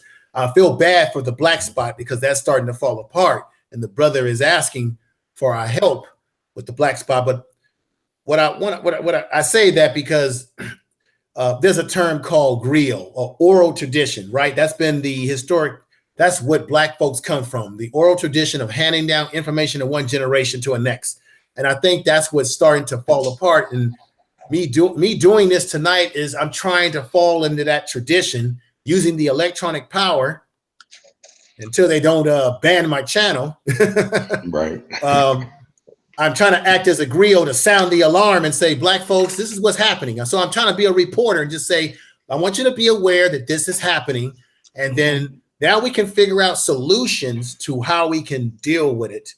But I just think we need to be aware that, we can't get caught up in this sort of what I would call a MTV reality. Just because you can see white folks and Latino folks dancing and popping hands and dancing to the music and saying, I love hip hop and doing all that strutting around like that. That don't mean that they like us. They don't mean that they like us. Okay. Hell, even you'll hear, I think it was what was it, Joe Lopez, the comedian. He said, everybody likes Mexican food, but nobody likes Mexicans. All right. You know, no, everybody wants to be a nigga, but everybody want to be a nigga, right? So, you know, I don't get fooled by this so-called MTV world, this skinny jeans world that they want to put out there on TV and make us think that we in this rainbow coalition when we're not. These folks, just because they want to listen to our music, don't mean that they like us. Because ain't nobody coming to our rescue but us. And no matter how you look at the Black Lives Matter, okay, let's be honest. It was created by a liberal who wants to do social engineering, you know, Soros or whatever the hell his name is. I didn't mean to cut you off. And don't forget about he's a homosexual too. Yeah, and then we know that the Black Lives Matter movement has quite a bit of sisters that are, you know, that are gay. And whatever we want to think of them, that's our own personal views. But at the end of the day, look at what they're even trying to do to that organization. Anytime Black people organize and do anything, and I'm not saying this to say that we're not supposed to organize and do anything, but every time we do, they try to create a narrative that we are criminals and that the Black Lives Matter is a criminal organization. Anything that we create, anything. Just like Nelly Fuller Jr. says, anything that happens to Black people in this world, the white supremacists always have some sort of hand or some sort of, this is what I'm going to use this term. This is what the Mexican mafia says. They call it the black hand. The white supremacists have a hand that they put in everything that they do. And this is not to say that that we can't still stand up and fight what's wrong. Not saying that. I think my man Gab left the panel, but that's okay. Thank you for joining us, brother. If anybody else wants to join us, I put a link in there. And brother, Underrated Darkness, say what you want to say, brother. Why I put this link in there in case someone else wants to join us. Well, I can say like this, that brother, that everything what you're saying is facts and saying, you know, like that. And it just, for me, it's like, you know, I know people say it's impossible. Yeah, I think that too, but I feel that instead of like we always talking about being warriors, you know, in arms, you know what I'm saying? We got to be warriors in mindset too. Mm-hmm. We have to. I think that we have, especially us as brothers. And sisters got to be in alignment with that, you know. And that's what if you notice, I always say that I made up two hashtags that I'm gonna put in the chat. I'm putting in the chat, but I'm gonna say first that one is this family. Let's get another championship for our existence. That I'm talking about us as Black people. Let's keep on fighting, and let's get another championship for our rights. And the other hashtag is Black people. We part of humanity too. What I'm talking about that is advocating ourselves that we still human beings and we still have the right to be part of this human race, because everything had gone around this world, we created it. We are the creators. Mm-hmm. And so that's why I made the two. I will put the hashtag in the chat in a few minutes, but that's what I emphasize for. That's what I when you come on my channel next time, you know, I told people, yo, look for that and put it in the chat.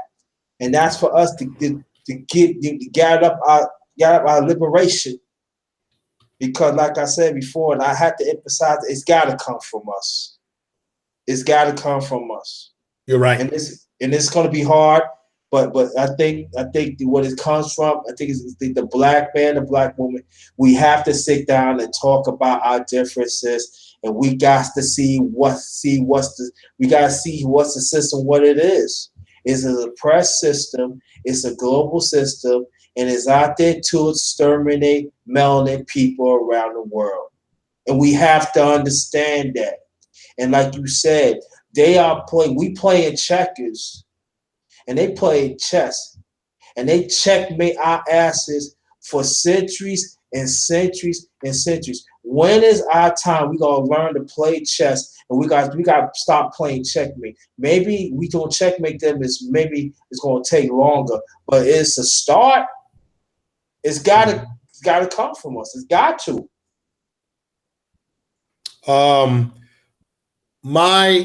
I submit to you, brother, that the reason why we are in the state that we are in is because we have been, I'm going to say it again, we have been led by the misleadership class of this country, the black misleadership class.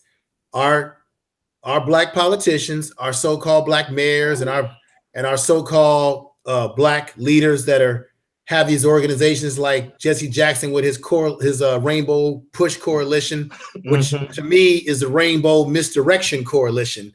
Then you've got Al Sharpton with the Action Network Disaster.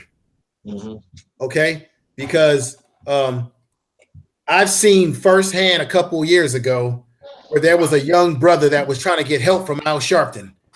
And no, it was not Al Sharpton. No, he went to Jesse Jackson, and Jesse Jackson was talking down to this brother like a dog because his brother was treated poorly, was shot by the police or something tragic happened, right? And it was legitimate. And Jesse Jackson was talking down to this young brother who was asking for help. Then he went to Al Sharpton, and Al Sharpton didn't even have the time to talk to him other than, hey, talk to my secretary here. So we got these Negroes like a Jesse Jackson who lied years ago about saying that he held Dr. King in his arm and he had the bloody shirt, and that turned out to be a lie. And you've got the great late Dick Gregory, my frat brother, 06 to you, brother, 06 to you in the golden heaven, wherever you are in the world, in the Omega chapter, love you. It was Dick Gregory who even stated in some of his commentary that some kind of way Jesse Jackson was able to get out of Memphis and get somewhere else very quickly. And I've always said this, and I've been wanting, I should do a show about this. It'll probably be a very controversial show. It'll probably make people very upset. But I believe, and I'm going to say it right here and just drop this little pebble before I decide to do a show like this. I personally believe that one of the reasons why Dr. King was killed is because those in his inner circle, I think his inner circle was partially responsible for that man, for Dr. King being shot. I believe he was sold out. If you look at history, one of the things that the enemy has used against us was infiltration, using people that look like us to destroy us. Because the information that I have, that I've studied and researched, is that Dr. King, and I know I'm getting into Dr. King, but it all fits into the subject matter tonight. Dr. King wasn't even supposed to be in that damn motel. He was supposed to be going somewhere else. In some kind of way, he was misdirected to go to that damn hotel. And I always ask this question as a young black man, 48 years old, born 1969. Why in the hell did they let Dr. King walk out on that balcony, in an open balcony where he could be shot by someone? Meaning, remember, he was stabbed by a black woman one time when he was in Memphis the first damn time, okay? Why would they let him go out there by himself? Why would they not secure the area first? Sort of how the Nation of Islam does with, where they secure areas, right? Why did they let him go out like that? And then why is it that everybody that was involved with Dr. King, why did they all make out like bandits? You got Andrew Young, who became what? The mayor of Atlanta. Then he became a board member of the Coca-Cola Corporation, and Coca-Cola has been no damn friend to black people. Coca-Cola does horrible things in the black diaspora. They do horrible things with their product across the world, right? So he becomes a part of that organization. They're giving him money, baby. Then you got Jesse Jackson. From the last time I checked, I'm going to ask y'all a question. What church has Jesse Jackson ever ran or operated? Where is his church? Where does he get his money? All of his kids have gone to private school. That private school that costs lots of money. Where is Jesse Jackson? Where has he gotten all his money? Because I believe Jesse Jackson was one of the ones that was one of the infiltrators. Because I think they cut deals with the government, and the government told them, we'll set you up nicely. We'll set you up very nicely. And go ahead, brother. Go ahead. I'm sorry. And I'm gonna drop a Jew on you too. On HBO special, watch the autobiography of Joe Louis. When Coca-Cola was built in Atlanta in the early 70s, right? If y'all remember, Joe Louis, about 30, 40 years before that, Joe Louis fought Matt Smelling. Now, when he beat Matt Smelling, that actually said that America beat the evil. Now I'm gonna speed it up again. Andrew Young was part of that coalition. Now, everybody knows that Joe Louis, he went to war, but he ain't had to fight nothing. But the federal government was taxing him that he was not supposed to be taxed. So throughout his life, he had to pay the money back. He had to do obscene acts to make the money. Frank Sinatra, his best friend, gave him money. And what happened was, when the sportsmen came up, instead of they picked Joe Louis, the one that he gave his life to this country, they picked Max Smelling. And part of that coalition was Andrew Young. But I want y'all to look at the HBO special Joe Louis. They're not going to say that Andrew Young about that, but I just want to connect the dots. I didn't mean to cut you off, my brother. No, brother. No, brother. You're absolutely right. Now, I remember listening to Jason Black, and he gave a really excellent analysis of the Andrew Young, okay? And how a lot of these, he always says on his show, you got to watch out for these old coons, because they're the ones that really will do you damage. The ones, these are the civil rights individuals who have been living off of what they did in civil rights for so many years. Who's the brother? I think he's a congressperson. He's a congressman of Atlanta, in Atlanta, Georgia. John Lewis. Okay, now check this out. Do your research, folks. Do you realize that John Lewis has been in Congress for what, 30, 20 years? He gets elected every year.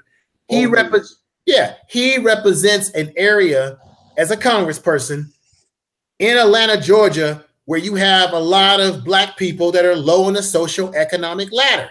And that community still looks like crap. That's what I'm hearing. And so if you have a Black politician, a Black alderman, they have Black aldermen in Chicago, that's supposed to be your leader in your community, and your community still looks like crap, then what does that say about your Black leader? I'm from Baltimore. Baltimore's had plenty of black mayors. Oakland had Black mayors. Okay, we had Jerry Brown for about a minute. He was a terrible mayor, and he's a terrible governor as far as I'm concerned. But we had plenty of Black mayors. To me, the only Black mayor that was really about the people, which is why they did what they did to him, was Marion Barry of Washington, D.C. And I know he had a drug problem, but guess what? He's still my frat brother. 06 to him in the 06 heaven of the Omega chapter. Okay. Yeah, he had his problems. He had his demons. What man doesn't have his demons, right? But look, the reason why he kept getting elected, they had an article one year that said, why is it that Black people keep electing Marion Barry? And you had the Black coons come out and talk bad about him. I'm going to tell you why. Because Marion Barry was responsible for creating work programs for Black people. Marion Barry was responsible for getting Black people jobs in D.C. Marion Barry, even though he was riding high off the hog, he liked nice things, nice cars, and he liked women. What man doesn't like women? Okay. We all got a demon. I mean, I don't want to call it a demon. We all have a desire for women. We all want a good look at woman on our shoulder, on our arms. Okay. Let's just keep it real. Yeah. All right. He had his issues, and women are not demons. I don't want to characterize women as demons, so don't take that wrong, folks listening out there and in the chat room. But this brother was doing things tangible that was helping Black people, along with living high off the hog. But that's the one thing I like about him. And even though he was living high off the hog, he still was doing things for Black folks. And to me, he's the only real Black mayor that we ever had, in my opinion, that was doing something, which is why they took his strong mayor's power away from him, which is why they had to take advantage of his weakness. This is what our enemies do. They survey us, they watch us, they find out what our weaknesses are.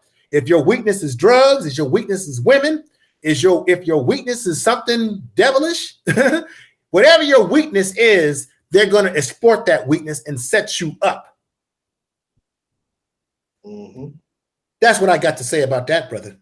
And so that's what I mean by the Miss Black Leadership class. We don't really have a lot of real Black politicians doing anything for us. I mean, I'm a big fan of Adam Clayton Powell.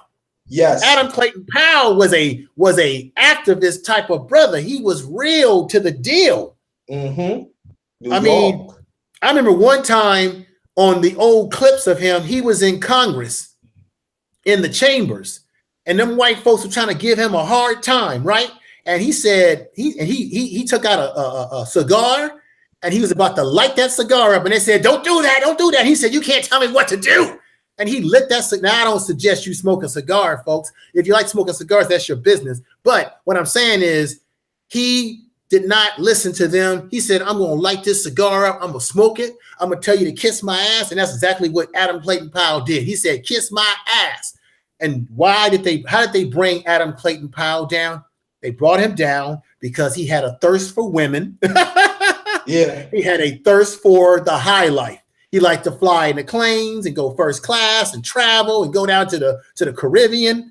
And then when they got him when he got in trouble, what did Adam Clayton Powell say, folks? He said, "I'm not doing anything that the white politicians haven't been doing. They're taking money. They're taking kickbacks. They're flying first class. They're running around with women. But now they're messing with me because, and of course, he didn't have the color for the complexion because he was a very fair-skinned brother. But nevertheless, he was a brother. Okay. And they destroyed Adam Clayton Powell and took away some of his power. And then look at my other, and Adam Clayton Powell is another alpha man, my frat brother in the golden heaven of 06. I love you, baby. Then you've got, what's the other politician who basically Adam Clayton Powell didn't like him, even though they're alpha brothers. The brother who also got himself in trouble because he had different banking accounts. What's his name? Golly. He's the one that deceded when Adam Clayton Powell got himself in trouble. Charles Rangel. Charles Rangel was a young upstart politician in Harlem that Adam Clayton Powell didn't like him. He didn't have no respect for him, right? But when Adam Clayton Powell was going downhill because it took his power away from him, Charles Rangel got into office in Harlem, okay? And then Charles Rangel ain't no damn Adam Clayton Powell. And I'll say this: Charles Rangel has always been an outspoken brother, and he's an alpha man. And Charles Rangel got himself in that trouble with having those double accounts. And what did they do to Charles Rangel? It's kind of funny how it all works. History repeats itself. They took away his power, his leadership, and now he's not even in Congress anymore. And while he's taking all this extra money, I have to say, brother, where's the money for black folks? Huh? What have they done for us? Right? Nothing. Yeah.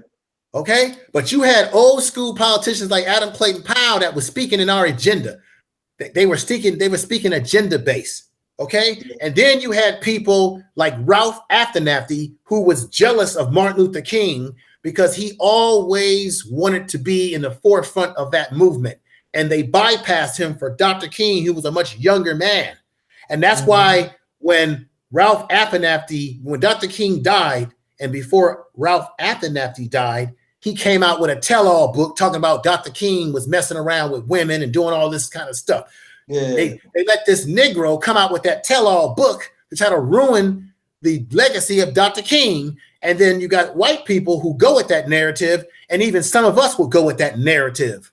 And I'll say again, as a man, no man is perfect. We all have vices. It could be drinking, it could be drugs, it could be women. We got vices. No man is perfect. And even if Dr. King was messing around with different women, which is not right, I would agree, it doesn't change that he was important for the movement. And we do know that the FBI, remember I said this, the enemies study us.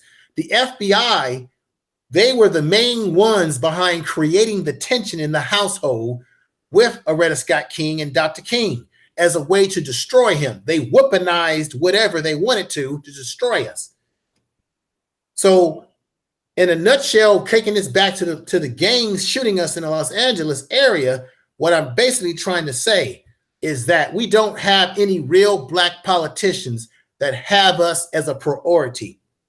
The ones that we had are no longer living anymore.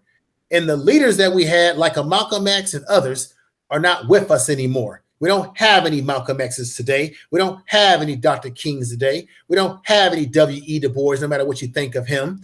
We don't have any what's my man who came from Jamaica? God, I hate Garvey. Marcus Garvey. Thank you for helping me. We don't have any Marcus Garveys. We don't have any Khalid Muhammad's who tells it like it is. Nope.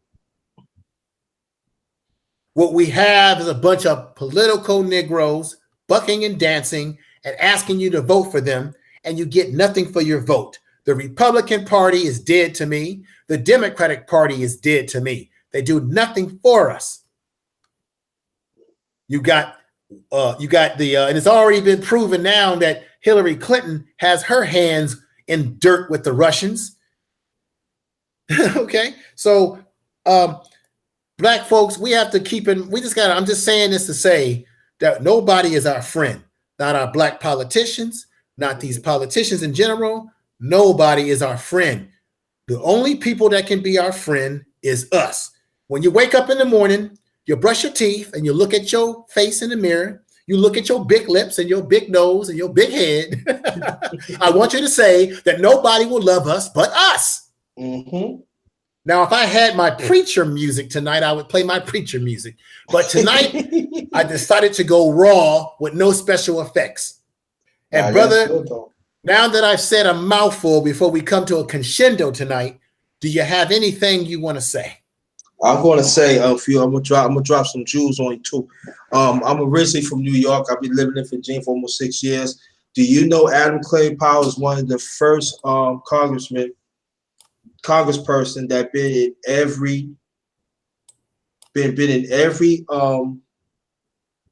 chairman, every conference in Congress, and he passed or legislate over 100 bills, and majority over the 100 bills that had something to deal with us. And I think that part of the reasons they had to take him away because he was talking about Black power. And that was unheard. And that was unheard of back in the 60s. I really appreciate him that because he like me, he's from New York. I'm from Brooklyn, and he's from Harlem. And I want people to hear this. He told the story in the Bronx, and he just came. That's what he just came to Congress. I don't know. That was in the late. I don't know if that was in. Don't quote me. I don't know if it was the late 40s. I mean late 30s, early 40s, but. When he was in the Bronx, he was telling some people, and then they was talking about because they would say something that us Black people, we shouldn't get those programs like food stamps and stuff like that. Mm-hmm. He the one pushed that. A lot of people don't understand. He the one pushed that. And what he was telling the people in the Bronx said, I don't care what anybody say, you deserve it, and I don't care. You need to buy this food.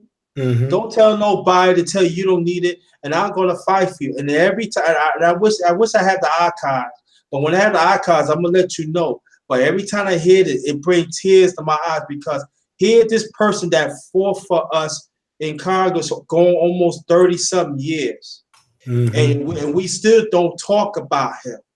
Okay. We don't want to talk about it, but he one of the first ones.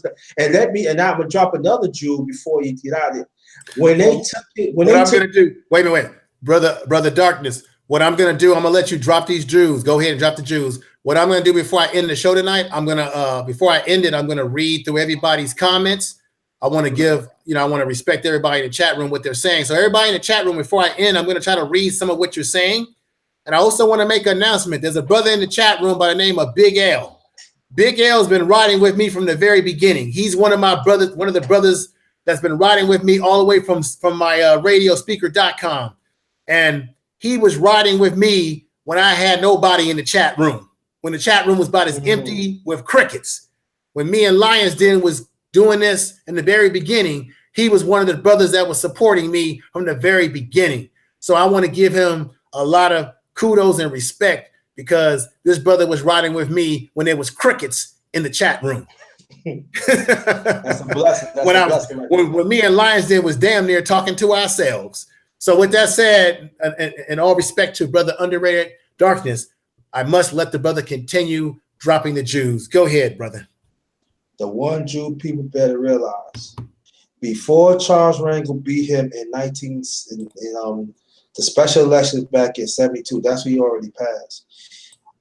When Congress took his seniority away from him in '68, he was just a member of Congress. They took, when I'm talking, they took everything.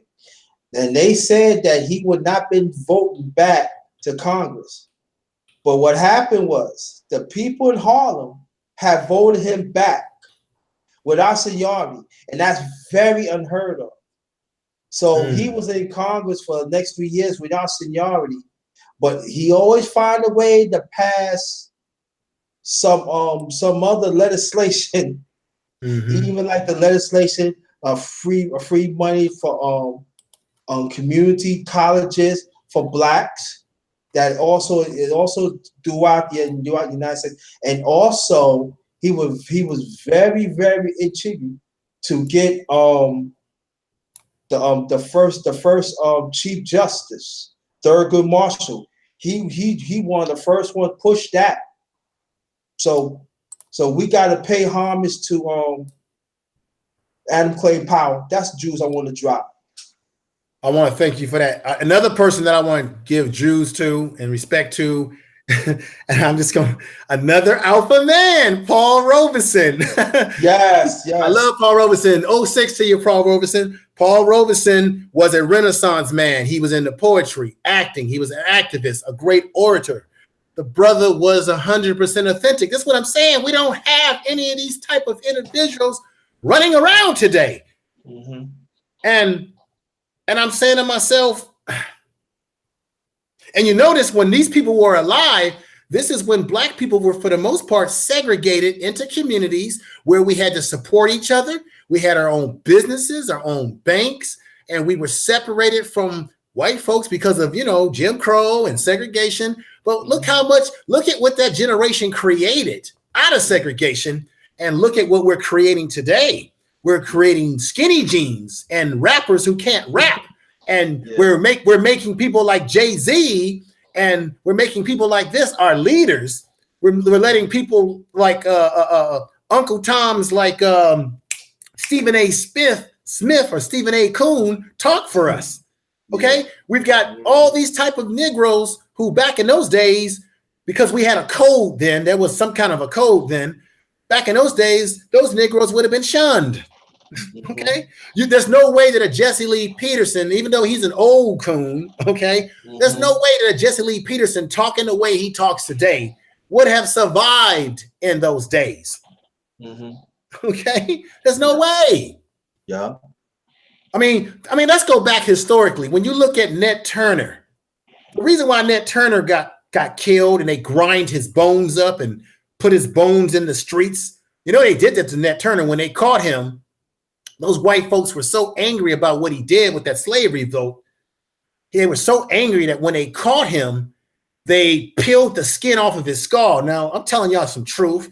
Y'all can research it for yourself, because this is the information man, baby. They peeled the skin off of his skull. They took his skull. There was rumors that the skull was sold and it was auctioned off at different places in the South. And then they grinded up his bones and took his bones and they sprayed it all off over the streets. Okay, that the little horseback buggies were riding on. Okay, it did horrible things to him, right? And guess why he got caught like he did? Because it was a coon, a black person who did not want to leave the slave plantation, who wanted to, like Malcolm X says, when the slave master got sick, the slave Negro say, "We sick, boss?" When the big house caught on fire, the slave Negro, he prayed for rain. Where the house Negro, he prayed for more wind to blow it down. Okay, the house nigga ate the best food. He got the best food. He wore the best clothes. Okay, the field Negro, he got scraps, ate the worst food, and wore the worst clothes. Okay, when the slave master got sick, the field Negro prayed that the master died. Okay, so the question I'm going to challenge everybody in the chat room, everybody listening: are you a house Negro or are you a slave Negro, a field Negro? Which one do you want to be? Now, if you want to be a house Negro, you're going to eat pretty high off the hog, like Jesse Lee Peterson and Larry Elder and Armstrong Williams and what's that? Clarence No Having Thomas, who, as far as I'm concerned, there is no black man on the Supreme Court. Clarence Thomas does not represent us. He does not. And don't get me wrong. We know that black people are not monolithic. We're not all monolithic. Totally understand and get it. But we can't afford to be Coon, Bucks, and Mammy. And by the way, make sure you get the book. It's an excellent book, Coons, Bucks, and Mammies. Definitely should read that. And let me see. True Royal Queen, if you want to come on in, because I did drop a link in the chat room. So I want to see what's going on there. I wanted to, you come on in before I end the program to drop some knowledge on us, sister. Come on now. Come on now. Don't be afraid. Come on in here. I know she's not afraid. She's dynamic. I pray, my royal family. I love when she says that. Come on in, sister. Come on in. Come on in. Don't make me beg. Don't make me beg, True Royal Queen. Come on. Or True Royal Family. Come on in. Come on in. Going once, going twice. Where is she? Let me see. Maybe she's not in the chat room anymore. Where is she? Is she in the chat? Oh, she's still in the chat room. Come on in. I dropped the link in there. She's one of my moderators too. Come on in. Brother Underrated Darkness, do you have anything else you want to say, brother? I'm going to start. Go ahead before I start reading some of these texts. Go ahead. And Paul Robeson, I did something with Paul Robeson. I want you to go to my channel and check it out. With other stuff. Okay.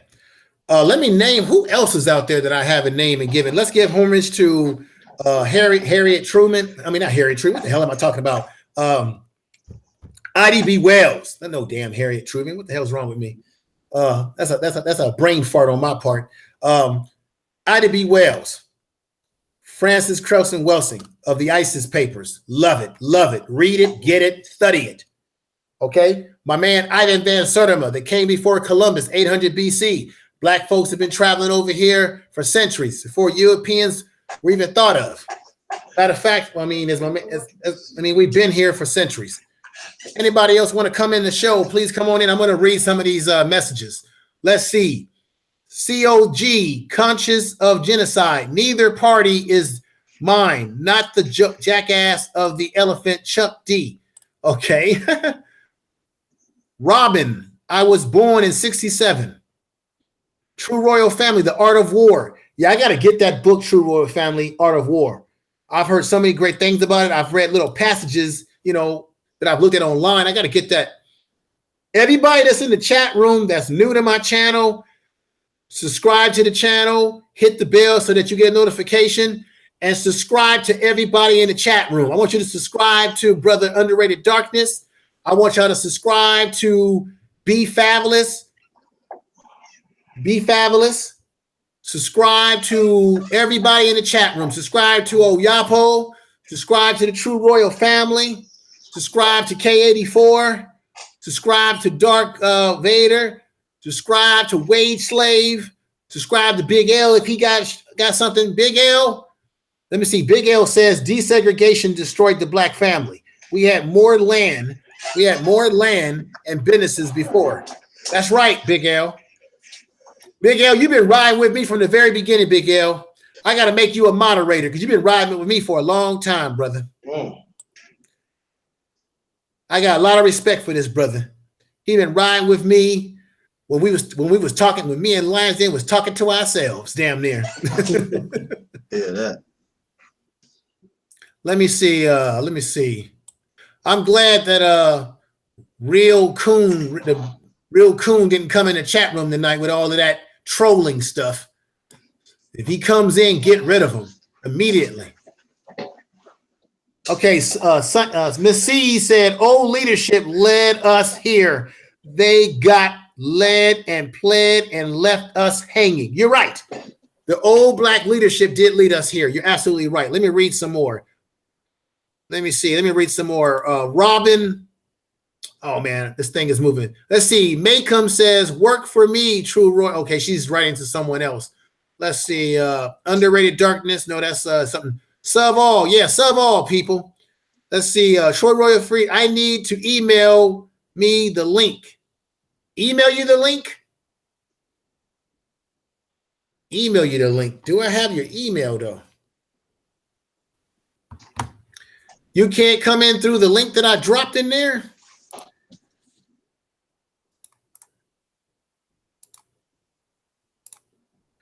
I don't think I have your email, True Royal Family. I need your email. I don't think I have your email. Wait a minute. I should have your email. Wait a minute. I should have her email. What am I doing here? Let me see if let me see what I can do. Damn, let me see.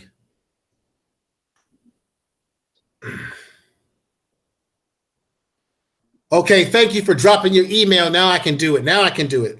So let me see. What am I going to do here? I'm going to go like this. I'm going to copy her email. Everybody, I want to thank you for listening to me tonight. This has been great. All right, let me go into my email. Bear with me, folks. I'm trying to send True Royal Family a link. So bear with me. So let me send it to you.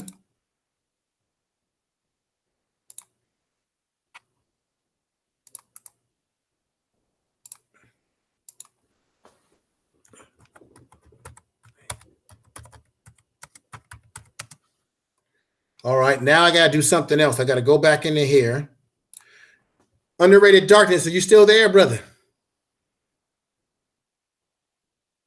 Yeah, I'm still here.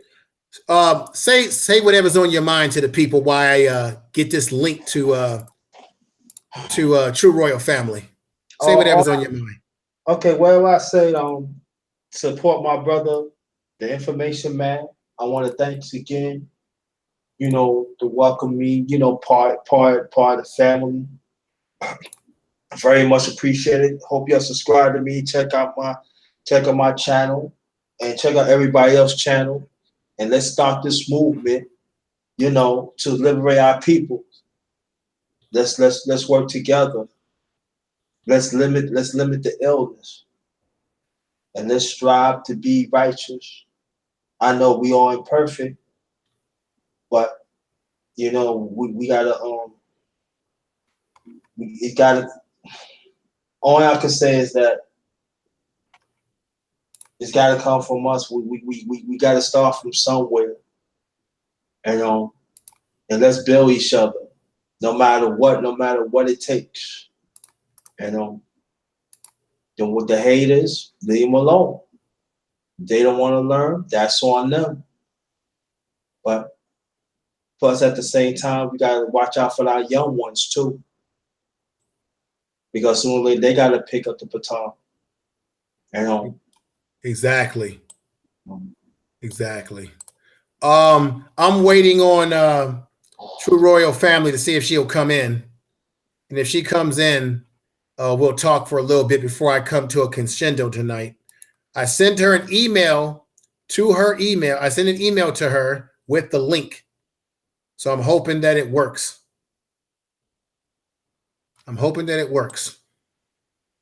I'll just read people's messages. Let's see. Classic Ruby. COG Conscious. Let's see. Good evening, sir. And as someone affected by the glitch, it's very, very annoying. Let me say to Classic Ruby, thank you for joining the chat tonight. I appreciate it.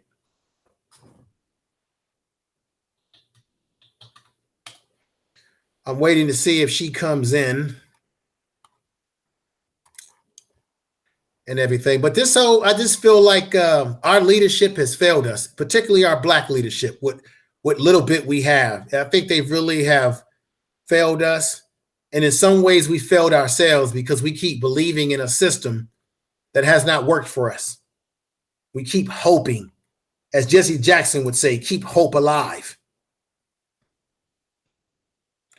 The True Royal family, tell me if you're able to come in. I'm blocked. Don't trip, info man. You're blocked. How can you be blocked? Why would I would never block you. You're blocked. Why would it block you? I don't understand that. Why would it block her? Same thing it did to my man, Underrated Darkness. I don't understand that. Should not be blocking you. Hey, we're gonna have to figure this out. Let me see. Classic. You don't know why it's blocking you? Because I don't have any block on you at all. And I would never do that. Let me try to send it again if I can. This is crazy. I'm gonna have to figure out why this is doing this.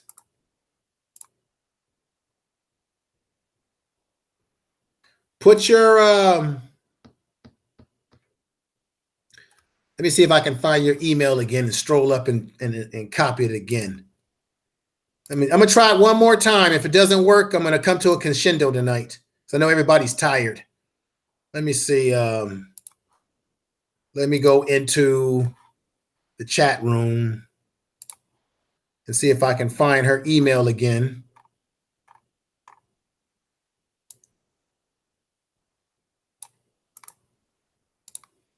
All right. I'm putting the email. The email's in there. Maybe I put it in wrong or something. Subject. Information man. I'm hoping that it works this time. I don't have anything blocking, so it should not be blocking.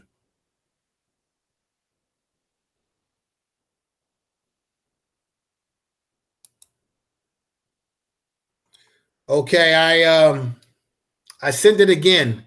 If it doesn't work, True Royal family, we're gonna have to figure this out. We're gonna have to figure it out. I don't. You're not able to come in through the link that I put in there, huh? Do you have Google Hangout on your phone or your computer or your tablet? Download it. It's very easy. Just download it. Once you download it, it's going to be real simple. Download it to your tablet. Download it to your phone, and it should automatically be on your computers because all these computers are being, controlled by Google now. At least YouTube is under the whole Google system.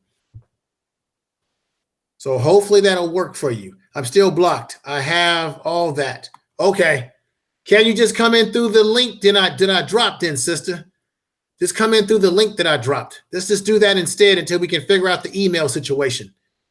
I want you to come in and say a few words before I end tonight, please. So just come in through the system.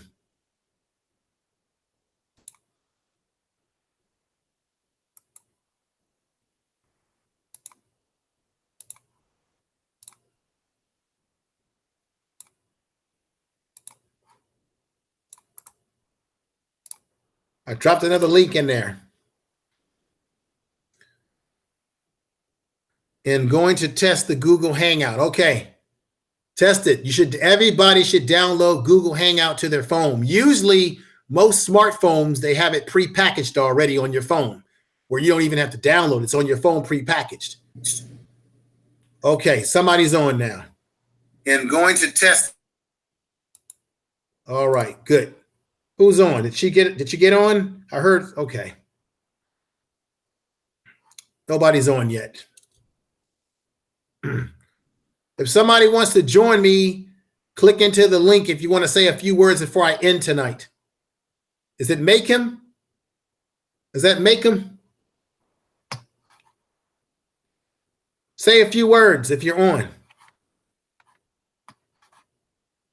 Okay, let me read what Classic Ruby said. There's a bunch of glitches with the Hangout app at the moment. For example, when I click on the link in the chat, it brings me to the Google Play Store. It's okay, I see. Yeah, there could be some glitches tonight. They might have some technical glitches. It may work. It may work another time. I understand. Yep, it worked. It's worked for me. Don't know what's up. Okay, I thought you were coming into the program, Makem. COG, conscious of genocide. You want to come in and talk a minute before I end it? I'm just waiting here. Let's see. Let me read what other people were saying. Come on to put the chocolate cake queen. Let's see. Make them. I just wanted to test it. Okay. You just wanted to test it. I get it. I understand. I mean, I use a Droid phone myself. I don't know how it works on iPhones. I know on a Droid phone, it works perfectly.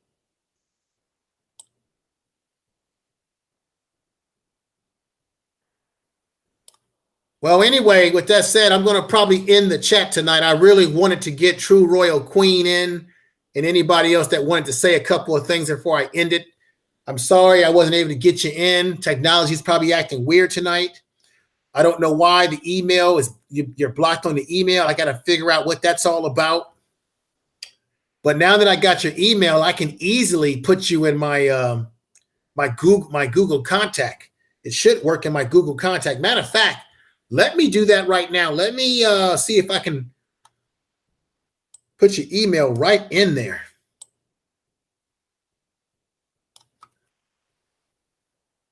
I'll put it in there after the show. And I bet you I can call you up on my phone and talk to you right on the phone. I can't get in. I will just listen. Thank you. Information. Okay. I'm going to call you on my phone here. And I bet you any kind of money I'll be able to get in. I bet you I'll be able to contact you tonight on my phone when I get off of this, using that information that you just gave me on the live stream. Let me check one more thing. Check what I sent. I want to see what's going on here.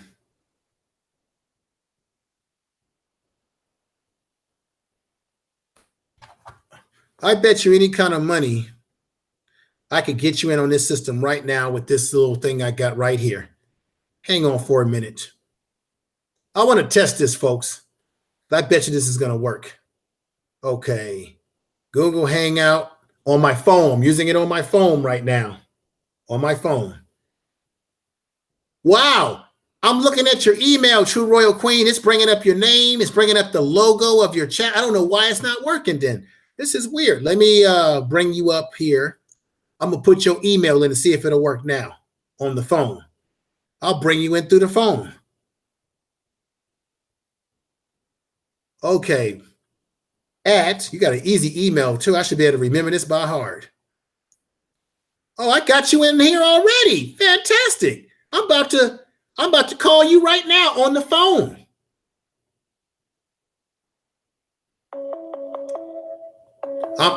I'm Googling you on the phone. Go ahead and answer.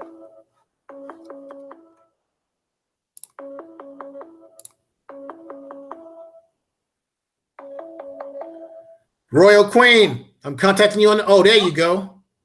How you doing? Can you hear me? Yeah, I can hear you. I got you right on the phone. I'm going to put the phone right in the speaker so everybody can hear what you're saying. How you doing, sister? Wait a minute, let me put one of these on mute. Wait a minute, I gotta put something on mute. I'm going to put the phone right in the speaker. Okay, I gotta Everybody can hear what you're saying. Okay, I had to put that on mute. Can you hear me? I can hear you clear. Okay. All right. So I got you already embedded in my contact on the Google. It just worked perfectly. And when I looked at my email, when I clicked, I went to go see what I sent out. The email has your logo and everything embedded in it, and your name and everything, the True Royal family, the whole 9 yards. So I don't know why it's blocking. What's going on is when the link, when I click on the link, it's saying, it's indicating that somebody on the panel has me blocked. Oh, it wouldn't be me. No. I've seen this before. This is some mess that YouTube do. I've been on YouTube long enough that YouTube has a season for everything. Mr. Superboy always keep us informed. Okay. This ain't nothing unusual. Because a lot of people be fighting, and we need to stop doing that and got to realize they sabotaging us because we dropping jewels and educating the family. Stop jumping. We need to stop jumping to conclusions because, we'll get upset. I mean, people even get upset if they think somebody didn't say hi to them. Not everybody's looking at their, they might be doing cleaning the house and listening to the video. But anyway, I know it's getting late. A lot of this was new to me. And I live right here in California too, but I'm closer to you because Southern California and Northern California is vastly different. Oh, yes. And I think what we need to do is do a live stream to break it down to the family how vastly different it is too as well. Okay. But this is my concern. Okay. Because I really didn't want to come in because I like to hear what the Kings have to say. Mm-hmm. Because I'm a firm believer in embracing your God-given position. Mm-hmm. But what we have to do is something that I say often, and I will do another video about it. We have to heal in the war and heal in the chaos. We already know what's going on. Nothing is new to us. And so what we have to do is we have to start putting together little small groups, because what we have a tendency to do is look at the bigger picture and then we can't see any results being achieved. Yes. So it's like I often say on my channel,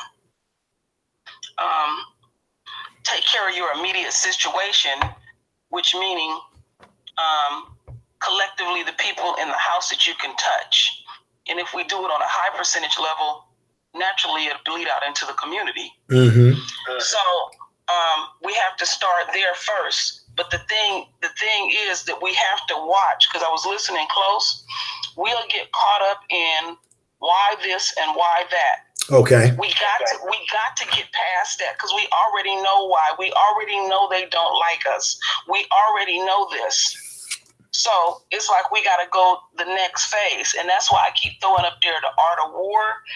On my channel, we'll be studying the art of war for I don't know how long. Mm-hmm.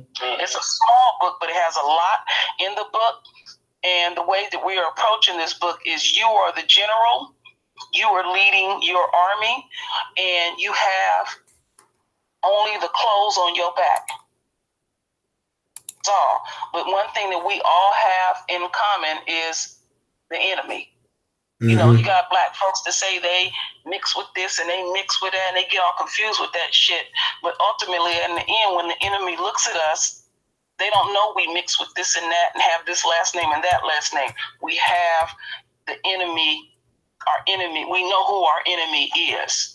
So we need to expedite it, because they are in the middle of being corrupt like they always is. They half-ass watching us. So there's something else that we need to do differently. Now, some of the things that I do know that we need to do, but I cannot repeat it on I get it. social media. Yeah, You will have a talk. Okay. And I will tell you the next phase, what the Black Panthers was going to do, but they got infiltrated, and it was a lot of infighting. And I will let you know that, because my family was the original Panthers here in the Bay Area, Mm-hmm. and I'm still in contact with, believe it or not, a lot of them. Mm-hmm. A lot of them, they don't even live in the Bay Area. A lot of them are still under siege. So I'll keep that part to myself. And then the other situation is that literally, and you can see it coming in fruition, the world is embracing themselves for the black man to stand up. Mm. There's nothing else left but the black man to stand up, because we keep getting beat down on. But see, the thing is, while they're waiting for the black man to stand up, they don't know that the queens are going to stand up and the royals are going to stand up. So y'all not going to fight in this war by yourself. We all got to fight. We Mm-hmm. all got to fight. And they cannot wipe us out. They've been trying to wipe us out. They will never be able to wipe us out. And it is not easy to be chosen, but we was chosen for a reason, because our Father seen the necessary ingredients in us in order to deal with this war. Mm-hmm. Now, what's unusual for us is that we have many wars that we have to fight, because we got to deal with the traitors, the coons, and the backstabbers, and all of that. So what we have to start doing is we're going to have to be very swift and a matter of fact about dealing with the coons. We're going to have to start checking them. We're going to have to start exposing them and everything, even if it's in our own individual families, because it is costing our lives. And as far as the politicians are concerned, we already know that they are not going to do anything. We know who they are. And the beautiful thing about knowing who they are, they can already be eliminated already, because they are pretty much have allowed themselves to be fattened up for the kill. See, this is something that I always say where the white man messed up at. Now, what he messed up at is you can go to, if a black man has his head on straight, I would say from the age 15 on up. And what the white man did was he separated the black man and shoved him in the corner. And the only thing that the black man was left to do was to observe the white man's behavior, the white woman's behavior, and the black woman's behavior. So y'all have an advantage on us, and you can see where a black woman can be dysfunctional and everything. So while y'all are seething and watching that shit, and you can't work and you can't provide, where the white man messed up is he should have gave you everything your heart desire, and then when we would get to the point as we are speaking now, the black man would be fattened up for the kill. So you lean and you sharp, you already know how to survive and everything. They the ones that's fat and greasy, and they the ones that want to keep maintaining what they have. That shit is important to them. We don't have that. Only thing we have is the clothes on our back. I keep telling everybody, we have won the war. The day that the black man stand up, the entire globe is going to bow down to the royal family. That's it. I want to thank you for your statements tonight. Your realism, you putting it right where the ghost can get it. Okay, 100% real. And I appreciate that. I definitely want us to do something about the differences between Northern California and Southern California, because a lot of people who don't live in California, like ourselves, they don't realize this. There's a different dynamic up here from down there. Totally two different worlds. You know, you probably remember this. Remember, there was a plan at one point in time to split California into two states. I think it was over water, because LA wants all our water. We got better water up here than they have in Southern California. Well, you know what? I'm gonna tell you where the best water is. Okay. A lot of people don't know this. It's in Oakland. Oakland has the best water in California. You hear that, folks? Oakland has the best water in California. I'm ready to bottle it up and call it Oakland water. Get your bottle of pure Oakland water. One more thing, what we got to start doing is we got to start finding out what skills we have. Okay. And I did only one because I'm always doing so many videos. I worked in construction for 17 years as a welder, and I know how to survive in a disaster. I know how to purify water, and it's a lot of those things that we need to learn quickly. We need to know how to do. We need to be set up in such a way we're like a generator in a hospital. When everything is shut down, the generator kicks in so quick you don't even know what's going on. But like Big L said, time is now. Time is the essence. It really is, because wow, it's so much I want to say, but we'll talk. I have to hold back. Well, this is what we want to do. Let's try to have, if we can, a stream, maybe talk privately. And at some point in time, sister, because we live close to each other, some point in time, I don't know if you mind, at some point in time, I want to meet you in person, sit down, and because we're in the same area, so it would be easy for us to connect. But let's table it for the night, and maybe save this for another time to get into. I know I kind of. When I'm getting ready to drop on you offline, you're gonna have to be very selective when you put this information to, because it's gonna be the next phase of what the Black Panthers were supposed to do. Oh, most definitely. Blow you back. Oh, most definitely. 100%. 100% definitely. I'm with you on that. So with that said, I want to thank you for being here tonight.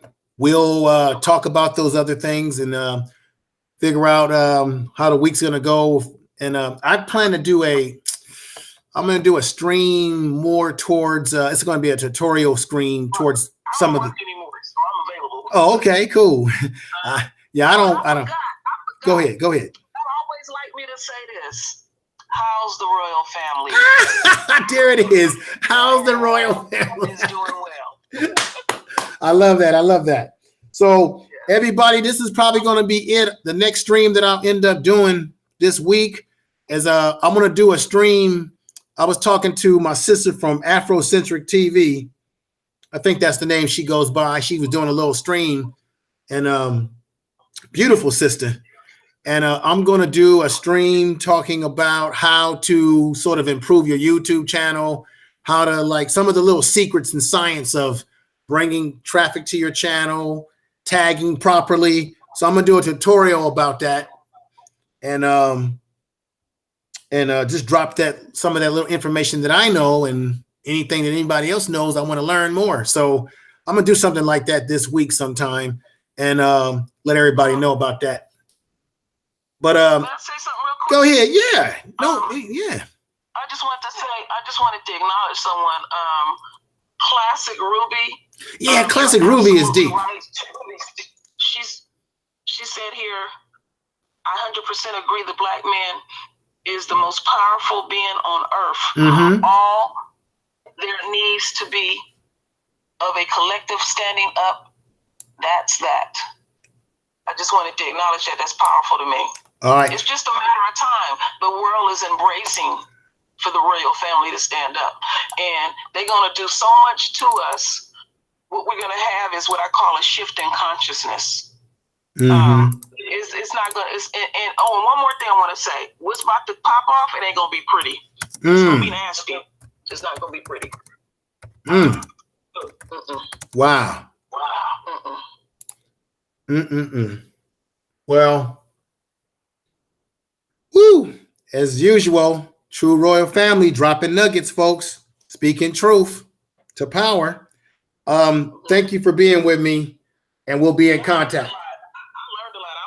I was blind to the fact on that one. Oh, okay. Thank you. Oh, okay. Yeah, I'm. The other brothers that was on there, y'all was filling us in on something that I didn't even have a clue of. I'm always learning something from my family. Always. Yeah, I want to thank Gab Media TV for being with us tonight. I want to thank Brother Underrated Darkness. Make sure you subscribe to his channel. Check out Gabe Media TV and Gab Media TV, I'm sorry, and subscribe to him. Subscribe to everybody in the chat room. We got a lot of dynamic brothers and sisters on this platform.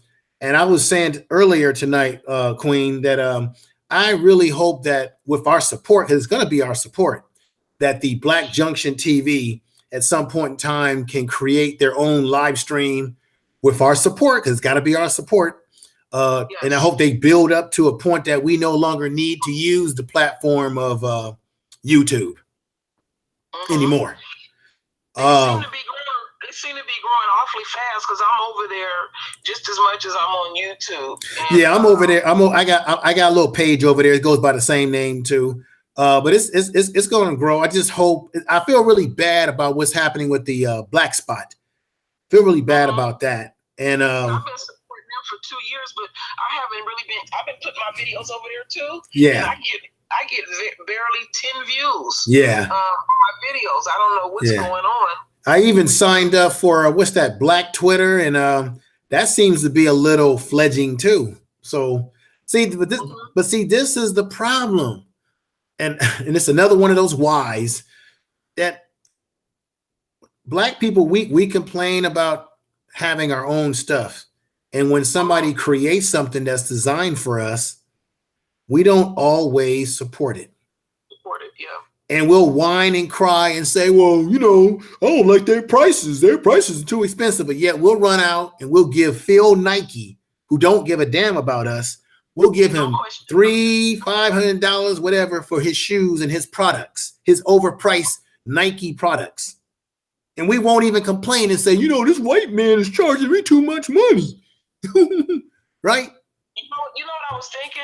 I'm gonna contact Daryl on Black Spot, and I was thinking, because I've been hearing from many people that they're barely holding on. I was thinking maybe they could probably merge together. And let me give. I don't know. I don't know if they know each other, but I would just hate, because I know how much money and time him and his wife put into this, and it's like, damn. I know. Let me real quick. I want to give a shout out to a brother in my Facebook chat room, and Chris Basin. How you doing, brother? This is a brother who does radio. He used to do radio. He used to do radio with WVON in Chicago, and he does radio. He does all types of stuff. He's got his dynamic voice. I want to thank you, brother, for watching me tonight. You've been with me the whole night. Thank you. We're growing, brother. We're growing. We're growing, Basin. And what I'm going to try to do, because there's a large following and a large Black world on the podcasting radio system that I use, and I'm going to be porting this YouTube audio over to that. So I got a lot of work ahead of me. I'm probably not going to be doing any more YouTubing and streaming for the rest of this week. I'll probably drop a couple of videos that I've already pre-prepared, and so that I can give myself time to drop some of this audio over to the radio side of things. And then come the weekend, I'm just going to I'll probably do one stream talking about how to improve your YouTube channel and all that kind of stuff. And then I'm going to sit back and join whatever is going on within the royal family, whatever you guys have up your sleeves. But sister, let me let you know this right now. This, what I dropped tonight, I'm only touching the surface. I haven't begun to drop a lot of other stuff that I'm aware of, that some folks may be aware of and may not be aware of. I have yet to really dig into my file. I got a file here in my place of documents that I have researched over years, and I'm about to, I'm only scraping the surface. I'm about to, I haven't cut my platinum album yet. And I'm telling you, I got a whole bunch of more stuff that I'm going to produce, and some stuff I already know, sister, that I can't drop on this YouTube. I may have to only drop it on my podcasting system. Maybe. I got my barber who I'm going to be bringing on and doing a stream with. He's got some heavy duty stuff that he's going to drop, but me and him had a conversation, and he told me that, wait a minute, the stuff that we're going to be talking about, you may have to make this a private situation. So I may produce some material that I only may be able to get to you guys privately and not over the air. I want to say something about that real quick, because I know it's a concern of us, because we always getting let down and sabotage. The way that the forces is going in the universe, we got to remember that God would allow the Caucasoids to rule and reign for 6,000 years. And if people are paying close attention and look with their spiritual eyes, all kind of crap is happening to the enemy. And I know, like, somebody will say, okay, we're going to plan this, we're going to do this. And then first somebody gonna always say, damn, if we do this and that, somebody gonna tell, it's gonna get out, they gonna know our secrets and all this type of stuff. This is my attitude about it. Do it anyway. They can't stop us. Well, the brother, this is some heavy, basically I can just tell you this. It's some heavy information that that's legal information, but the government don't want you knowing. They don't want every citizen knowing about this stuff. But I'm saying don't use that as a barrier. Yeah. Try to keep the code as much as possible. Yeah, I'm a what I. If that kicks in your head, it's like it's gonna get to the point eventually, because it's gonna always be somebody telling on somebody and snitching on somebody. It's like my attitude about it is I'm gonna write this shit on a piece of paper and hand it to the enemy and say, this is what me and our people gonna do. And you got the paper. Yeah. You can't stop us all. Yeah. No, you can't stop us all. You got to think of the situation that happened in South Africa. Like this one white man, because since Winnie Mandela has passed, I've been really doing a lot of restudying about apartheid. And they thought that they could control all our brothers and sisters over there. And this one white man said it was like a pot of water boiling and you trying to keep the top on it. They couldn't keep the top on it. They kept coming, they kept coming, they kept coming, they kept coming and coming.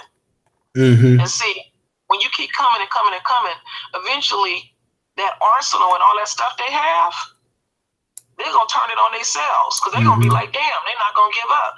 We don't have anything to lose. They got everything to lose. Well, they want to maintain this shit. Well, of course, we don't have anything to lose because, quite frankly, we don't have nothing. I mean, in terms of, you know, we don't have nothing in their eyes. Okay. But remember, we are the chosen ones. The whole damn globe know who we is. And what they sitting up there scratching their head at, they know all the foul stuff they done did to us. They know everything they done rigged in their favor. Mm-hmm. They done locked up black men left and right. And it's like, damn, they still standing firm. They still standing royal. You keep coming, you keep coming, you keep coming and coming. Now, I'm not saying to be raggedy with it. There's a way that you got to have some structure with it, but don't let that be the barrier. You know what I'm saying? Because, yeah, it's going to always be somebody snitching. That's, you know, so, yeah, we try to keep the code as much as possible. But if that comes up, my attitude on it, you can't stop us because they're gonna make this shit so painful. We coming together. I see it. Because, see, what happened is we became a group of separatists. We want our own shit. Well, that makes us weak. Well, while they continue to inflict tyranny on us, like we are getting the message that people don't want us in their place of businesses. I done made up my mind. I'm not gonna wait for something to happen at another place of business. I don't have no business in that motherfucker anyway. I need to go to the store, go shopping, and bring my family together and eat. You're gonna see less and less black people in businesses and out in the streets and everything. They bringing us back together. Let me just for a minute announce somebody in the Facebook Live. Danielle Williams, how you doing, sis? I went to college with her. She's saying you should create a series of topics that build upon each other, then create an event page and event people to log. Yeah, I've already got a page to my program on the Facebook. I've already got a page where but I think I know what you're saying. But once again, Facebook, just like YouTube, when you're talking real talk, they want to shut you down. But I get what you're saying. That's something I can consider. Queen, you got anything else you want to mention before I put a crescendo on tonight? Let me keep my mouth shut. I just want to listen because I'll be talking all day. Well, what I want you to do is hold back some of that knowledge because we want to get into that another time. But let me drop something on you. You know when you look at the California seal, a lot of people don't know this. It has what's on the California seal? You got like what? You got the a white woman, right? No, that's not a white woman. I know it's a black woman. It's a black woman. Yeah. That's Queen Khalifa. King Khalifa. Queen Khalifa. She was the Queen of California. Yes. Parts of Hawaii. Parts of South America. Oregon, Canada. I don't know how far it reached. Yeah. And just to let the royal family know that here in California alone, the white man killed over 55 million black people. They call them the copper color people. And when the white man came here, we could smell their nasty asses before they even hit land. And when they came here, they had palaces, just like they had around the globe. Yeah. A lot of people don't know about the California history. That's the reason why what I was trying to say when I said what color is she, because on the California seal, they portray Queen Khalifa as a white woman, which is false narrative. That's why I was saying that, because I was going to get to exactly what you were saying. It was a black woman in California. If you look at the way the California seal was basically damn near like an island. A lot of people don't know that. And just like the Statue of Liberty in New York was supposed to be an image of a black woman breaking open the chains of slavery, And the United States would not accept that from the Frenchmen who created it. They said, oh, you got to change that image, because when you go to New York, folks, and you see that Ellis Island did not have a damn thing to do, as Khalid Muhammad said, and Dr. Leonard Jeffrey, who did the research, that didn't have a damn thing to do with immigrants coming over here. It had more to do with black people coming out of slavery into Reconstruction. And when we go to New York, we're supposed to see a big old statue of a black woman breaking the chains of slavery. But once again, the enemy creates a narrative to put a symbol of a white woman, that you go there and you worship in that idol, you worship in that image, and you going in the stores and buying that image, when it really should be an image of a black woman. That's another hidden truth that they've been keeping away from us. So with that said, because we could go on and on tonight, let's save some of this for another time. I want to thank you for coming on, sister, dropping the knowledge. I want to thank everybody in the chat room that's been hanging in there. I know it's late for some of you, but this is it for me. After this, I won't be doing any streams until probably close to the weekend, where I can do that tutorial about improving the YouTube, as long as we can have one. But I'll drop that and then try to join other people's programs. So thank you, sister. All right. Thank you, my king. All right, everybody. Let me do my last little read of everybody's messages. Let's see. Don't build, take his whole existence is to rob, steal, and kill and destroy, aka the devil. Yeah, I hear you. Let's see.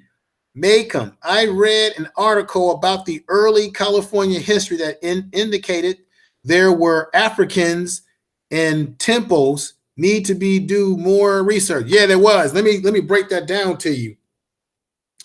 There were you know how you have pyramids in Egypt. You had people think that Egypt is the only place that had pyramids. There were other pyramids in Africa.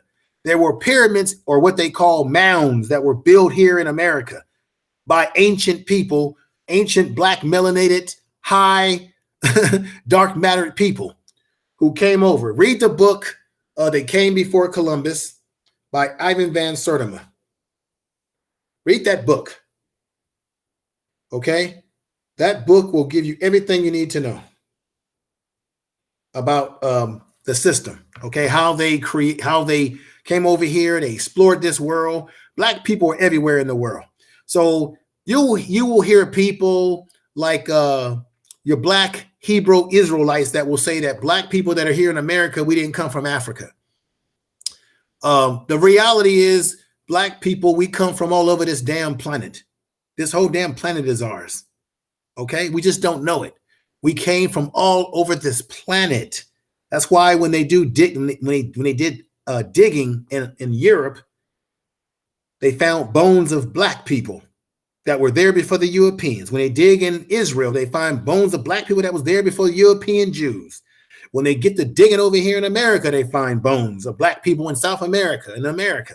Okay, and when they decide to shoot a rocket in space and go to Mars, and they get to digging on Mars, I wouldn't be surprised if they find black bones on Mars, because we've been in the universe. That black matter that's out there in the universe is what we are created from. Keep in mind, I'm going to say this again. This universe, God-given, was created through black holes. Black holes are made of melanin. Melanin is what we are made of, black people. Our hair, dark hair, everything like that. And as a result of that, we are created by the very thing that created this world, God-given, black matter, made of melanin. So that scientifically, we are the chosen people. The problem is that we think that we're rappers. We think that we are reality show fools. We think that we're tap dancers. We think that we're singers when we're greater than that. And I'm going to say this too. I'm not impressed with black people that can sing and dance anymore. I'm impressed with black people that are involved in the science, history, black people that are doing things to create stuff. I'm not impressed with black people that can sing, dance, and rap. We've been doing that for over 500 years. Now, I played the violin since I was 10 years old. look at the history of the violin. It was the slave on the plantation that was in it, that was playing the what we call the fiddle. Okay, so they've been letting us entertain since slavery time. Where the hell you think minstrel shows came from? And if you get a chance, go online or go on YouTube, look up the show Ethnic Notions. Ethnic Notions. I studied that when I was in college. I have a minor degree in Black history, Black and African history, and a degree in therapy, rehab therapist. So I studied from some of the best. Over to Shaka, Wade Nobles, okay, but Dr. McGee. I studied from some of the best at San Francisco State, which was the first college in this country to have an ethnic studies department and a Black studies program. I learned from the best of them, baby. I rubbed shoulders with them. I was in their classrooms.